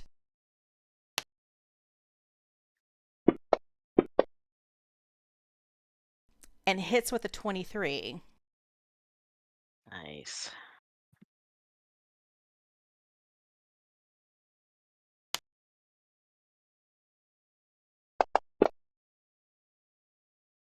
Doing 8 damage to them, which kind of throws them off from what they were doing. They have to see if they catch themselves, because they almost kind of tipped over the handrail on these kind of like steel kind of open stairs. It's just like a steel handrail surround, and then the rest of it's like open. So they almost tipped over from the force of the arrow hitting them, but they managed to catch themselves. So that's Jomont's turn. This cultist gets to react next, and they turn back to the worker that they are terrorizing. They seem to like say something to them. The worker doesn't respond, and so then they slash at them with a scimitar. But they miss. At this point, you hear the factory shift manager is like, I don't know. I'm not privy to that information. That's moldy stuff. He's not here. Kai, it's your turn. Well, I guess Kai's dashing down where everybody else has gone as well.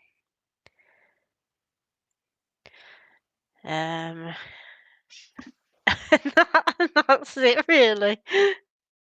Man, if you had Misty Step or like Dimension Door, wow. Oh, well, if only, eh? If only. You'd be in there by now. Mm. He'd be in the thick of it, but I mean, knowing Kai, it's probably not eager for that. I mean, Yeah. otherwise you might not still be unharmed Exactly. in Yes. perfectly good health. Yeah. Yeah. Gives me a head start, doesn't it? Singe's turn. He's inside the steam factory. He casts a spell. He's going to move forward, knowing that Grana is inside of the hydraulic exoskeleton. He moves forward, and he does a blast of fire as a ranged spell, which he launches at the Earthblade. Unfortunately, the squirrels are a little bit included in that, given that they are climbing on the Earthblade. Rude.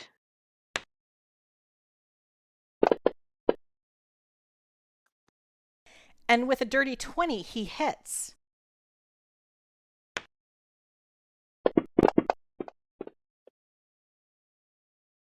Doing 16 fire damage to the Earthblade, and the squirrels take half damage. They take 8 damage. You know, these little. If I find them again. And I shout over my shoulder, "Oi, mind the squirrels!" Hey! This seems like a dire threat. Maybe you should get your squirrels to stay around the ankles.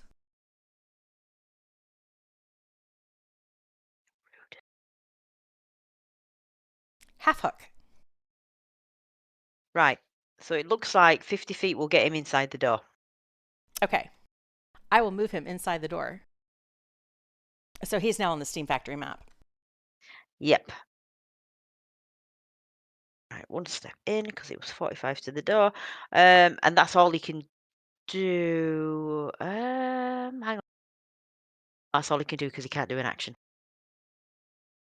So there's another drought cultist acting. And I guess the factory worker he's attacking is not clearly visible. So let me fix that. Though they are behind like a brick wall, so technically you can't really see the stuff behind that piece of machinery because it's blocking him from view. But this guy is attacking that other guy. Hits him.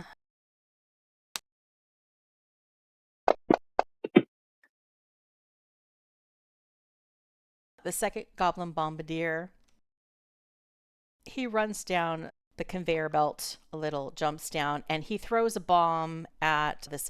It's like a big brick kind of almost hive structure that goes all the way to the ceiling.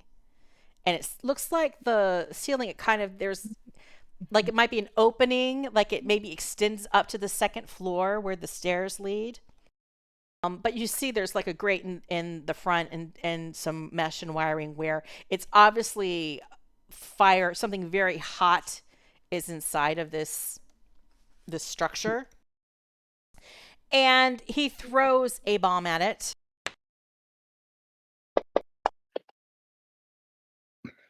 But he misses. And it lands to the side of it, landing on a crate full of crude metal, and like little shards of shrapnel explode from that location, but nobody's close enough for it to affect them.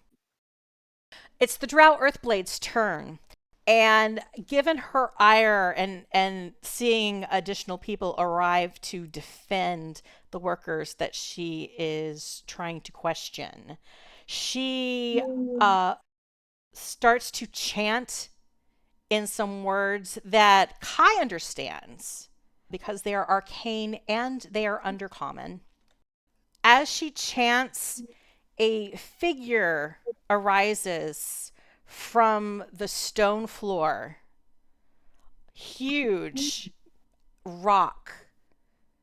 It is rock come to life as this Earthblade summons an earth elemental and commands for it to attack. Specifically Terrell. And that's the sound of Earth Elemental arriving. Okay.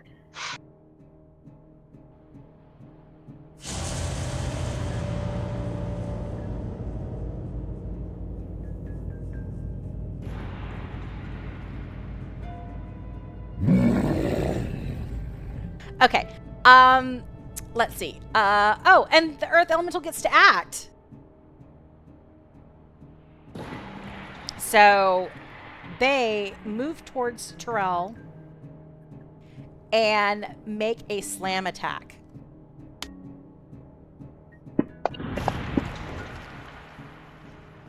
And hit with a 27.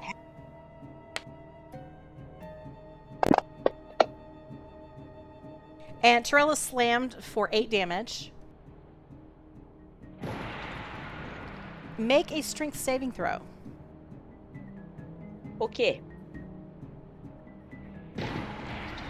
You need a 15. Okay. All right. So the earth elemental tries to engulf you in rock. But you manage to push it aside and just move out of the way. But it makes another slam attack on you.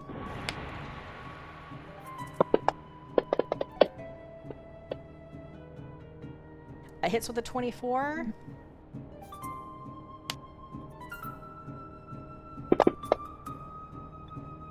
Another 8 damage.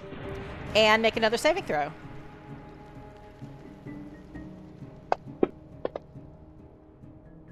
Uh-oh. All right. So with an 11, you fail, and stone fingers seem to grow out of the floor and envelop you, and you are now restrained. Well, bugger. At the end of your next turn, you'll be able to make another saving throw to see if you can break free. Does that just prevent movement? I can still do stuff. You, I think your attacks are at disadvantage. I'd have to, let me look up what it is. Because I keep getting restrained and grappled confused, because they both stop movement. I bookmarked conditions in Fantasy Grounds just because I knew I would remember.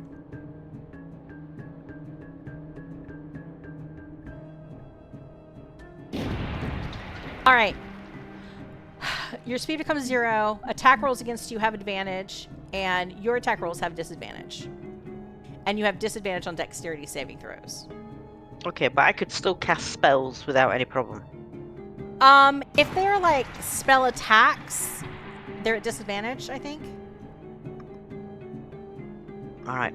I I will check with you when I get to my turn. Let me look at it again and see if it said melee or if it just said attacks.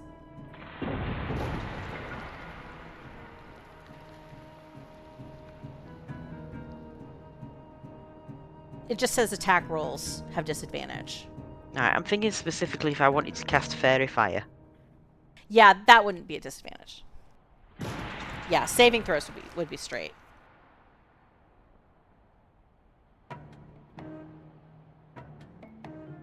Be like reverse grapple. That's what Fairy Fire is, right? Like reverse grapple. Okay.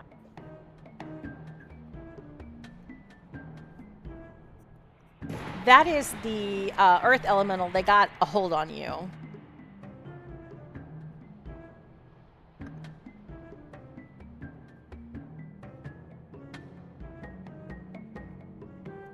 Let me check in something, because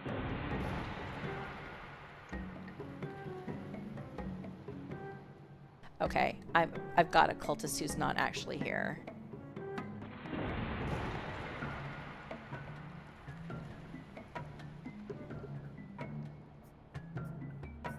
So I'm going to delete them. That's basically what I'm going to do. Oh. But hey, it's your turn. So, you can do your fairy fire.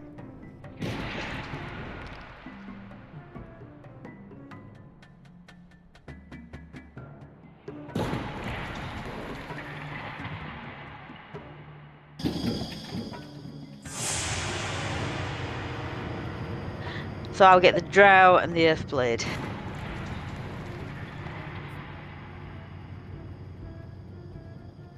Rach, how do I cast on multiple people?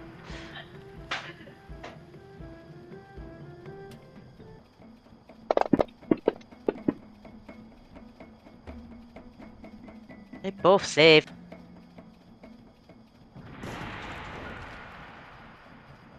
Ooh, what happens Alright, if they so succeed? it doesn't work on them. Okay. All it does is give advantage to anyone attacking them if they've had it applied Alright. to them. But because if they succeeded the save, then it don't matter. So, Terrell, you send out like little green, gold, kind of green, sparkly filaments from your gauntlet as much as you can out around the grasp of the stone that's enveloping you, and these little filaments float out from your hand towards the Drow Earth Blade and one of the cultists on the stair landing, and both of them see it coming. Maybe you're casting the spell is a little bit slowed because of your restraint, and they manage to move out of the way from the tendrils of this cloud. Very loud sound Okay. effect. And that's your turn? Oh, except for you need to make a strength saving throw to see if you can escape. And you do. With a 23, you break out of you kind of like dig deep and push your arms out, and you break off the fingers of stone that are holding you. You don't get to move or anything like this, but you're no longer restrained, so I need to remove that from you in the combat tracker. Coolio. At this point, a figure appears, like seeming to grow out of the stone floor.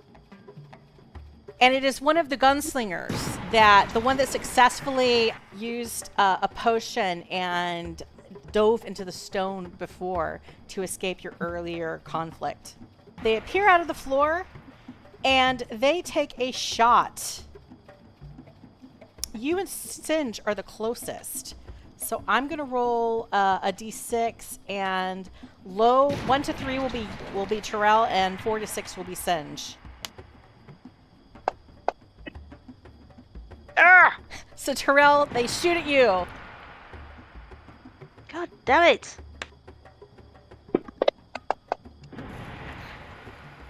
They hit with a 24.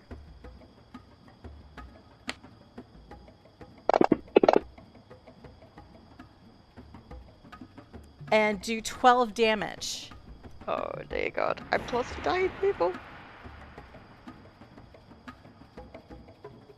And then you see that they look down at their weapon. It looks like, oh, they need to reload.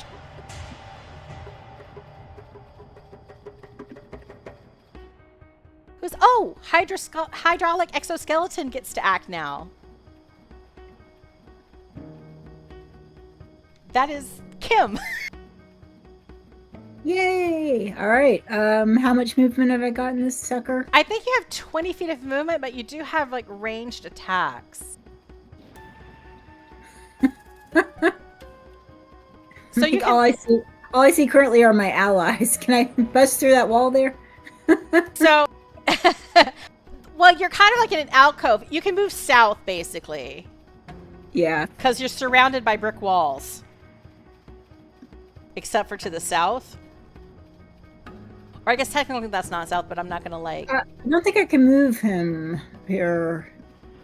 I was clicking on it and it's not... I don't own it. Let me try sharing it again.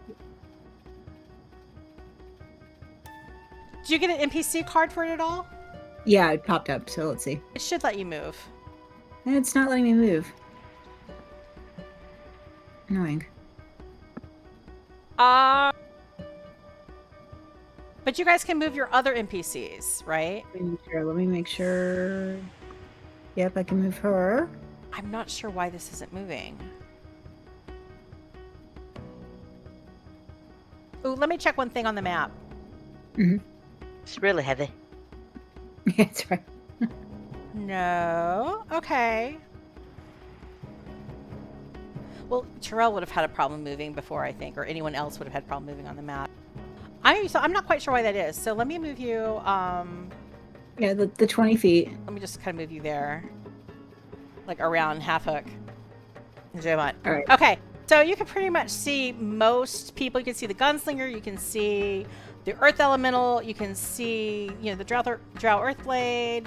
Really, all those things. Yeah. All right, let me look at these attacks here. What do we got? What do we got here? Your bolt discharge is your ranged attack. Yep, let's do that.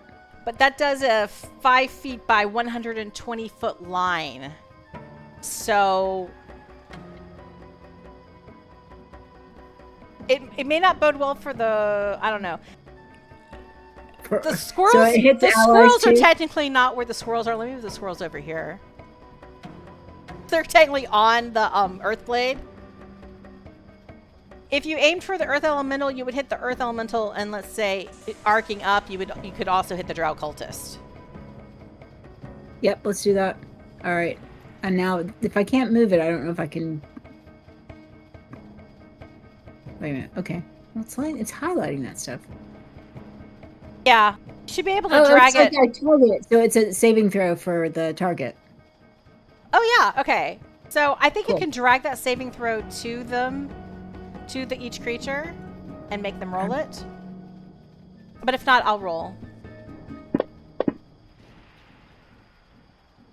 Okay, the earth elemental somehow made a saving throw. Yeah, he's And just too big. The The gunslinger? the cultist, drow cultist one. All right, which one? Okay, come on. Up here? Yeah, okay, I see it.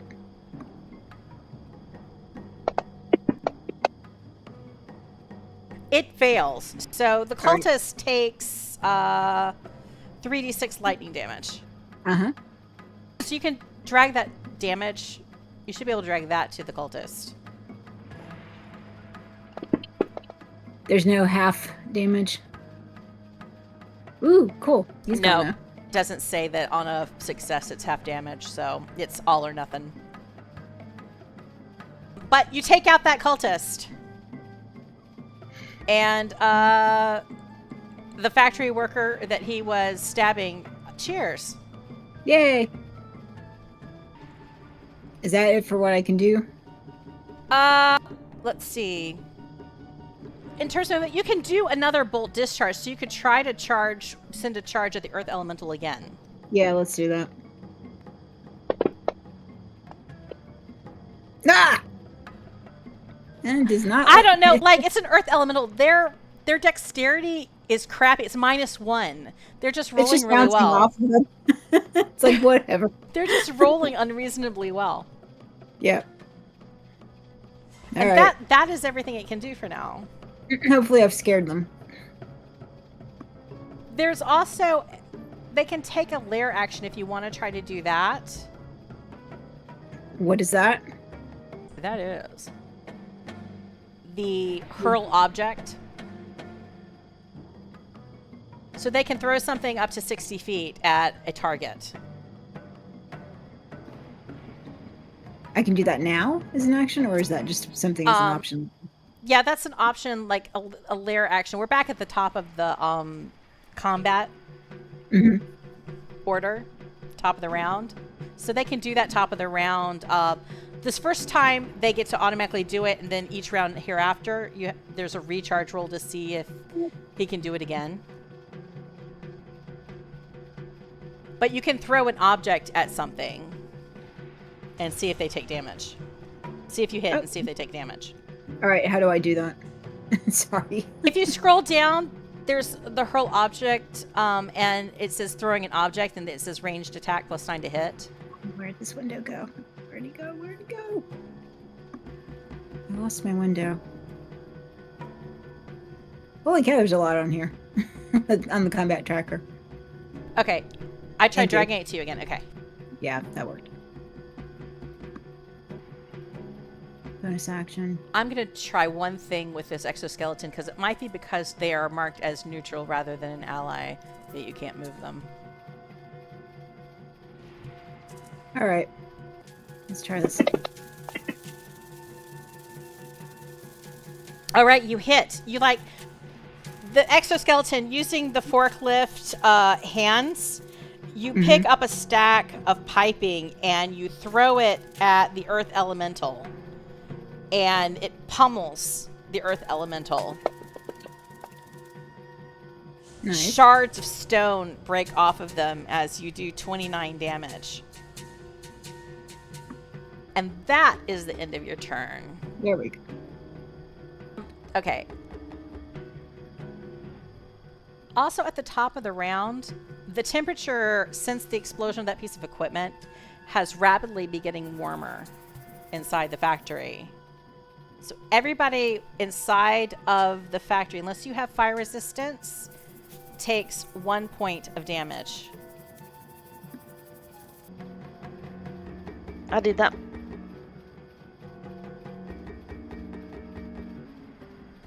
So do we take Grana out of the initiative? Yeah, Grana's out of the initiative. Okay. I've got her marked, but that's just because it's Yelena's turn. All right, cool. Yelena's gonna shoot arrows at this big hunking thing. Where a lightning bolt didn't work, maybe an arrow will.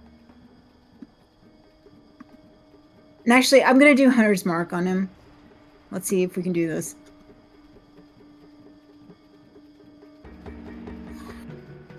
I have no idea if that's doing anything. Did that do anything? I'm dragging it over to me. All right, we'll see if it happens. Hunter's Mark, and I'm going to shoot him.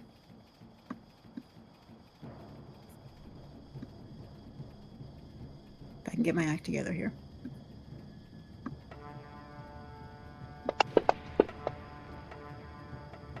Ah. Yay. Yay.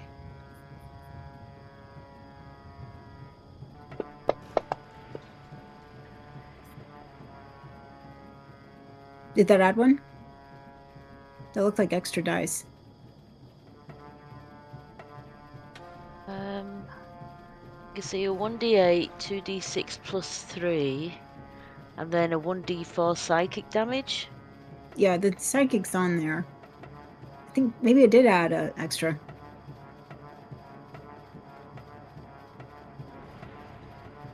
Okay, cool. Shoot him again. Up the misses. No.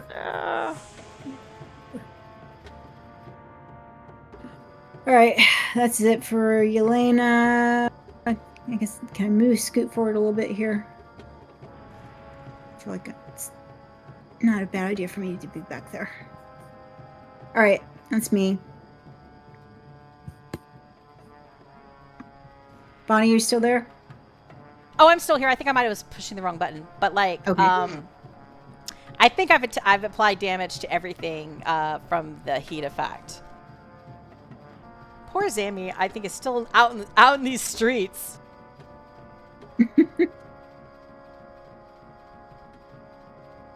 Okay, she at least makes it to the doorway finally. She's right behind you, Yelena. Okay. It is the Legion of Rabid Squirrels' turn. Yay! Right. They're gonna continue attacking that drow. I've just bloody attacked themselves. I'm assuming a 24 hits. Yes. Right. So they took damage from... That's alright, it's not enough. Just to take less damage if they have half of their hit points. If the squirrels have half their, but they still have more than half, yeah. Alright, so 8, and again... Piercing. One, and what kind of have a saving throw was it? saving throw. Constitution? Okay. Yep. 18? Okay, so they saved, so they take half.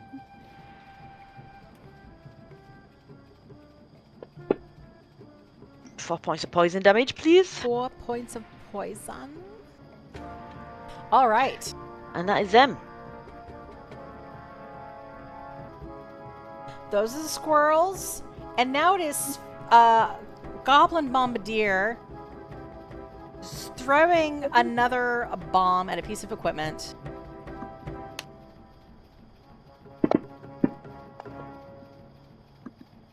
But this is awful. I'm rolling terrible for these guys. And so the bomb like goes to the side, and here it's a place where like nobody is. So nobody takes any collateral. And he lets out a squeal, and he's running out of sight. He's up the stairs.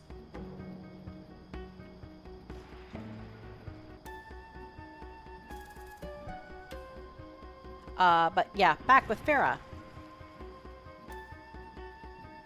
Right, okay. I guess she can move into... She can totally move in. Yeah, move into the thing. It'll be like 10 feet to get to the doorway. Yeah, and then she'll move right up next to Yelena. And then she's gonna touch Yelena and give her a cure wounds. Alright. Curing those wounds. And after she cures Yelena's wounds, she has 15 more feet she can move. Okay, I just need to find a card again. Hang on a minute. Do I need to roll anything for that, or? I think I'm gonna make Rach roll for it. Okay. I can roll it on you. I just need to find it again. Hang on. Cure wounds. Here we go. You can do that at first level or higher level. I was going to say first level, but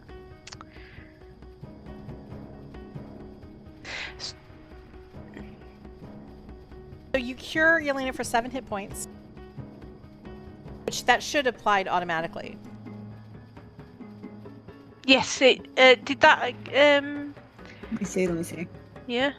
Can I It remember? says heal 7 to Yelena.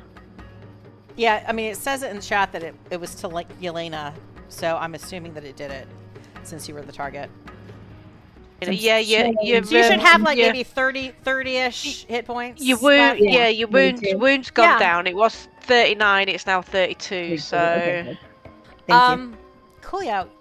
Farah is down to one level Coolio. 1 slot. So let me update that. And I guess she'll move a bit further in,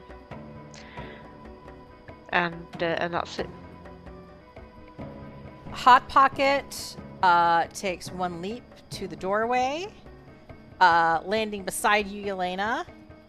Boing, boing. Boing's another leap.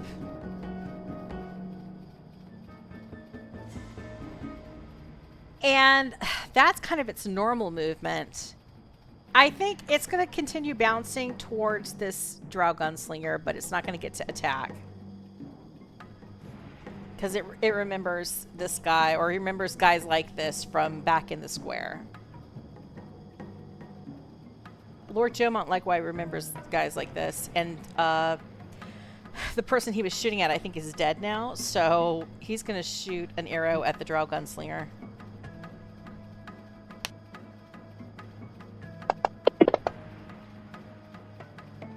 He hits with a dirty 20.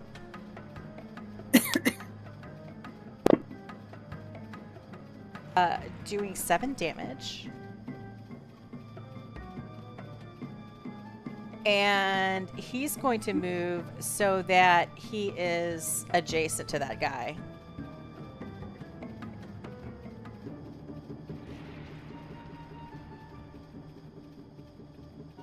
Kai, it's your turn. Okay, I guess Kai makes his way to the entrance where everybody else is. Last I'm one off the sorry. map. I just have to No. interrupt this to say that Diane Keaton's passed away. No. Yeah. What? Oh. How? Well, she was 79. Yeah, but still, that's quite young, really. Nowadays, isn't it? Yeah.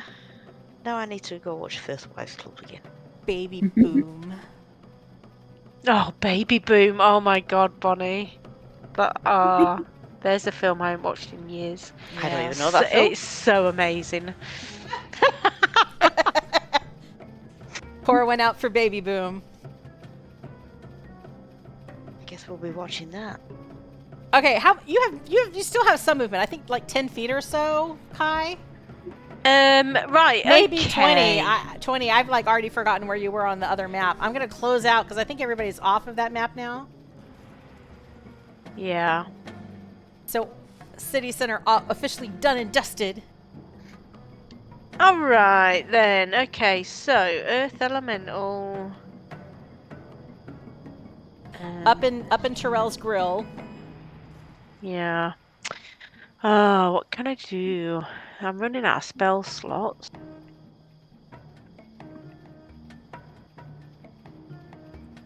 Oh, that's what I was going to do.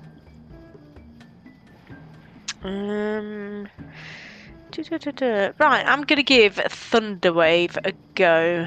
But a 15-foot cube originating from... Yes, so each creature in a 15-foot cube. So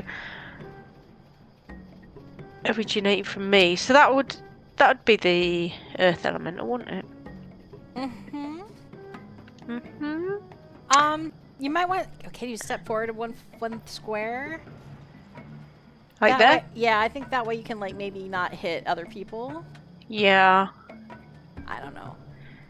Yeah, I think Oh wait, so. you're an evocation wizard. You can shape your spell. Never mind. Yeah. It's all good. Yeah. Well, if you cast it at level 2, you can avoid 2 people. I think that's the rule. Yeah. I think you can shape it for each level of the spell. Right, okay. Right, so casting this on this guy. All right, Thunderwave, the Earth Elemental.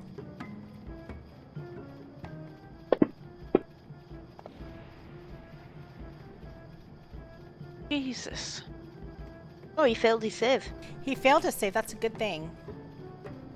So he We gets get confused thinking it's our figures, not Yeah, their he gets figures. blown away Right, from hang on. you 10 feet. Oh, thank God for hang that. on.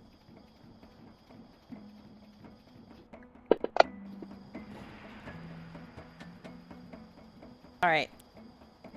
And does that make him prone or something? He gets blown back 10 feet, so he's like kind of blown yeah, up against blown the back 10 stair, feet, yeah. the stair landing, away from Terrell. Yes, push 10 feet away. Yeah. And did you cast that at level 1 or? Well, I want to say level 1 because I haven't got many level 2 spells left. I've only got one level 2 spell left, so. Okay, well, all right. So you cast that spell. The Earth Elemental is pushed back and takes 11 damage. Yeah, super, and that's my turn.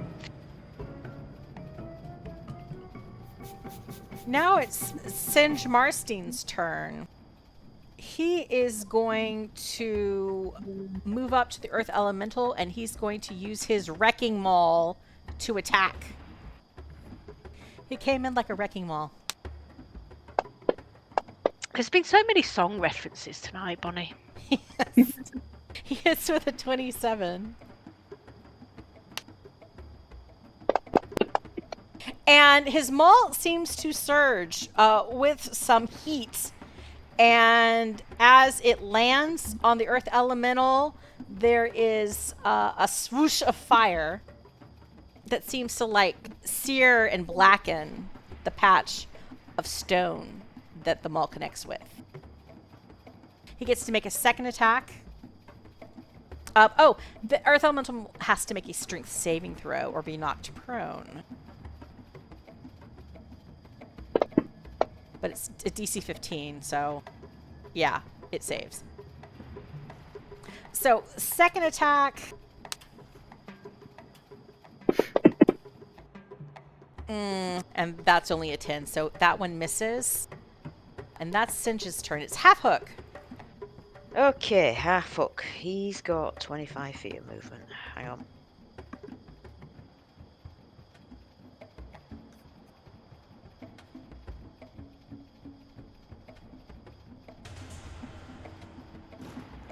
So if he's within 10 feet of the Earth Elemental, he can attack. Melee. Yeah.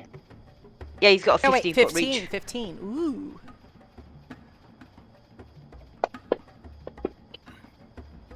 Well, sod. But he has multi-attack, right? He gets another attack. Yeah, I think so. Does he get 2 or does he get 3? I don't know. I can't remember. I think it's 2. 2. Okay. So you get to make another attack with the hook. Oh, crimey. Jesus Christ. Right, okay. Let me just double check. Yeah, I can make 2 attacks. So... He has bonus actions, right? Then he's going to do a bonus action with his shield bash. Okay.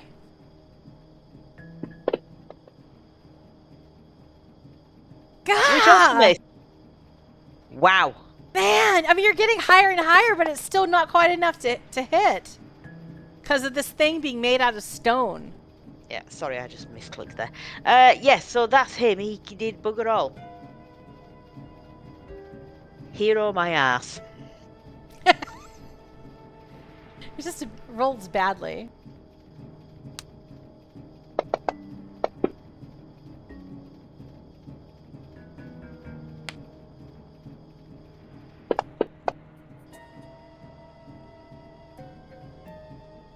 You hear a death cry, and it's Goblin's turn.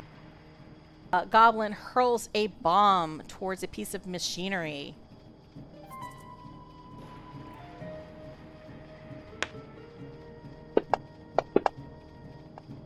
Oh, God, I'm really so terribly for them. Good. So this Drow Earthblade, she is done with it. She is so sick of things. She throws the worker that she had grasp on. She throws him down. Let's go of him. Then she pulls out she already has out a sword. She's gonna go to town on the squirrels. Not the squirrels. She hits them with a 22. Oh, she's got a bloody nasty attack.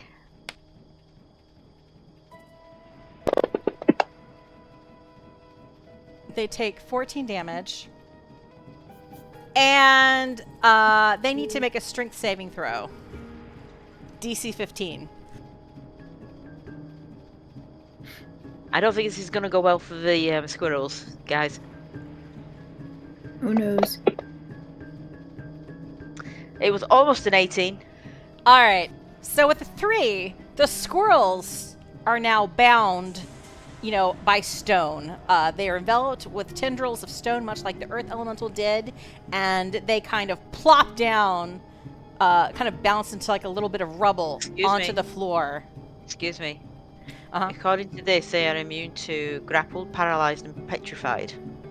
Prone and restrained. Oh, so they're immune to restrained? Okay, so they aren't restrained. Yay! So the stone starts to grow out around them, but the squirrels slip through where the stone is starting to come together, and they kind of divide up into their individual little squirrel parts, dodge out of the way, and then reconvene into a swarm of rabid squirrels again. And you hear or Kai hears some undercommon curse words. The squirrels are no longer on her though. Okay. And she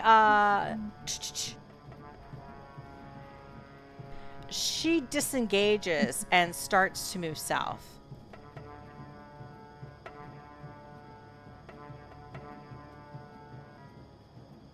And now it's the Earth Elemental's turn. It is going to first pound Half Hook.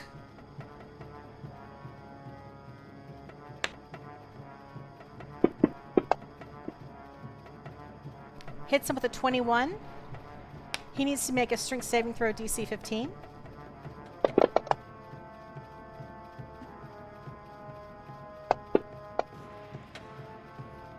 Okay, he saves against being grappled, restrained by the earth. And the next slam the earth elemental does is against Singe.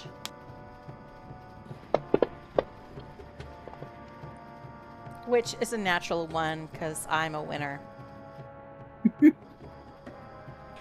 Everybody make, the 3 of you make perception checks.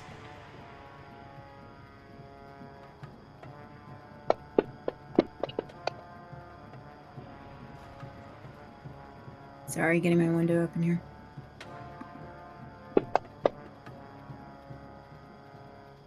Did you see the thing I put in chat for you?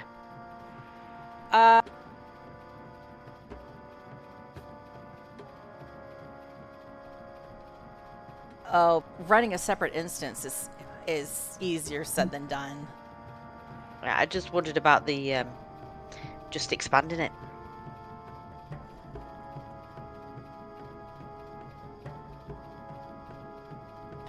Okay, with that, Kai is the one who notices because he rolled equal to what this stealthing figure rolled, and he notices that the drow spy that earlier escaped your combat in the streets in the north is making its way through the steam factory. It's kind of reached a dead end, and they are trying to stealth in the fray back around.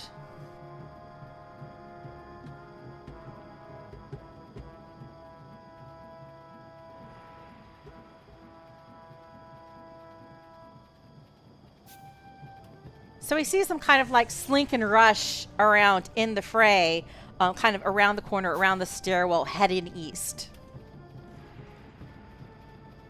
But Kai's the only one who's noticed the spy figure from before. And now it's Terrell's turn. Can't decide whether to heal or attack someone. I'm going to move there and I'm going to attack the gunslinger. Does that put me at advantage because I'm flanking, or? Yeah. Yeah, you're flanking with Jomont, and kind of like the kangaroo, so I'd say you have advantage. For melee stuff. Yeah.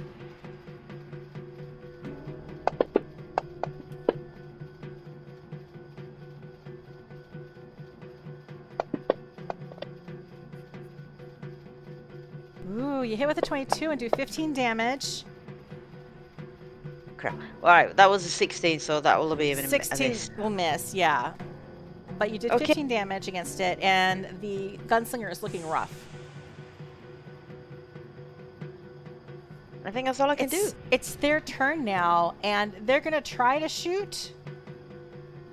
But they're at disadvantage because they're in close range, and because you guys have them flanked. And they're going to try to shoot at Jomont.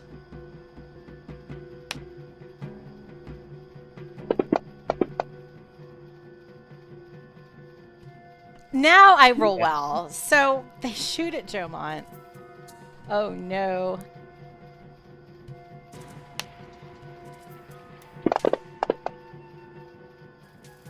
He takes 22 damage. But I think he might still be up. It looks like it, but only just. Oh yeah. He's just barely. They're both in rough shape. And I think Jomont's used all of his self-healing. He used his healing potion on Yelena, and I think he's used his self-heal.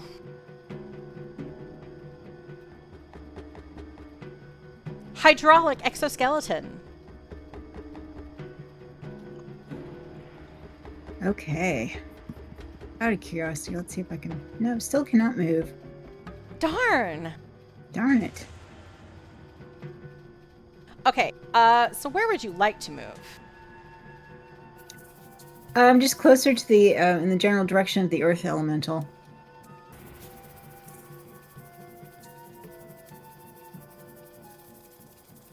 All right. Yeah, I want to shoot him with electricity, assuming I can do that. I'm like kind of moving you so you could like shoot without shooting anyone else. Yeah, exactly. Thank you. That All was my right. next question.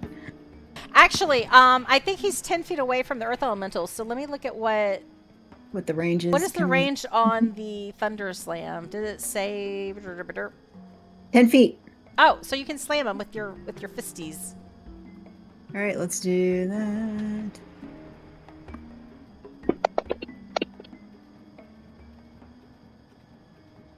Did I whiff it? Yep, I whiffed it. Yeah. I get another one. Yes. Yeah.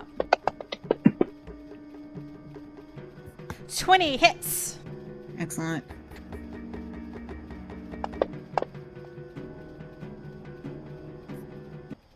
All right. Cool. So you do 12 damage to the earth elemental. You realize that these thunder slams that the hydraulic does, it lets out this sonic blast with its fist as it strikes, and that sonic energy seems to be particularly effective against this earth elemental. Good to know. Which I'm wondering, with the thunder wave, if it was clear before. I don't know. I don't remember. That was too far back. But it should have done double damage. The thunder wave that Kai did before. Ooh. I don't think it was applied directly to the earth elemental, was it? Oh, no, it was. It gave it 22. Never mind. So you did 2 attacks. Did it roll for your recharge thing? Is that on the Just looking on here. Is it on this? Ugh, it didn't do it automatically. Sometimes it seems to do it automatically. And I copied like the syntax, but apparently I didn't do it right. Roll a d6. Roll a d6. Yeah. And on a 4 to 6, you get your layer action recharge for the start of next round. All right, cool. Oh, okay. So you'll have hurl object back again. All right. Which, top of the combat order, you can do. Let me see here.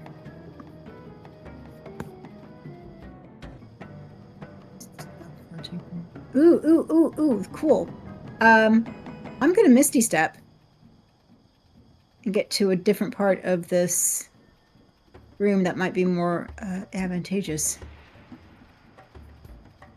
Other than Use one of your cramping. charges? No. I'm talking about Yelena. We're to Yelena. now, right? Okay. Oh, you could do the layer action with your hydraulic if you wanted to. Oh, so I can throw? I can do the throw thing again? Yeah. All right, cool. But Cool. that reminded me that you can use one of your charges and your exoskeleton can do a power leap as a bonus action of 20 feet, which is kind of like a Misty Step. They also have a medic protocol, so they can heal stuff too. Yeah, that was just what I was noticing. Am I around? So it's like allies within the 10-foot radius. Am I convenient to anybody? Everybody looks relatively okay, right? Well, Well, no. Terrell and Jomont are almost dead, but they're not within 10 feet of you. Okay. Wait, I guess they are within 10 feet of you. Wait, yeah, Okay, because they're let's 2 do squares that. away. Yeah, let's do that. So allies recover 2d8 plus 2 hit points. Woo! I don't. Oh, and that was a good roll, so I get 13 back. Cool.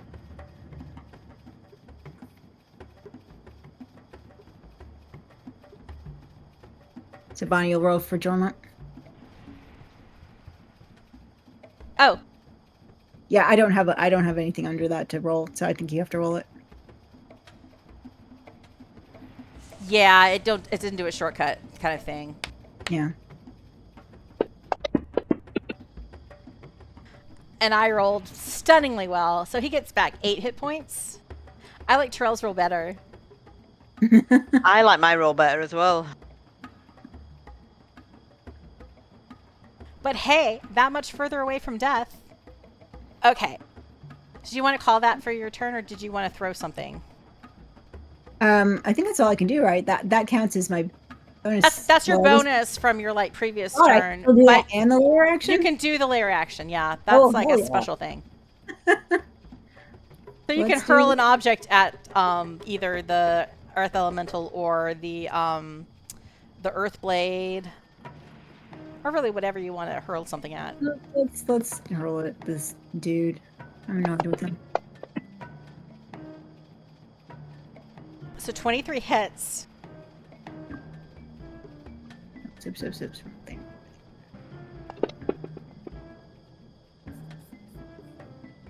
You do 24 damage, or 12 damage. I guess they partially resisted it. They have a resistance to bludgeoning. So it takes 12 damage.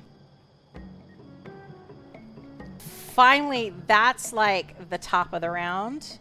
Mm-hmm. And since it's 4 o'clock, let's end this by saying there's a call that comes out from the east. You guys don't have visuals on this figure, but Kai hears a voice shout out in Undercommon that, "Leader, there is a hatch here! I'm going under!" And that's where we'll end this session and resume this combat next time. Okie dokie. The never-ending combat. I really thought we would get through this. You are, as if. I'm amazed. I'm amazed we got through the during first that lot. combat tracker.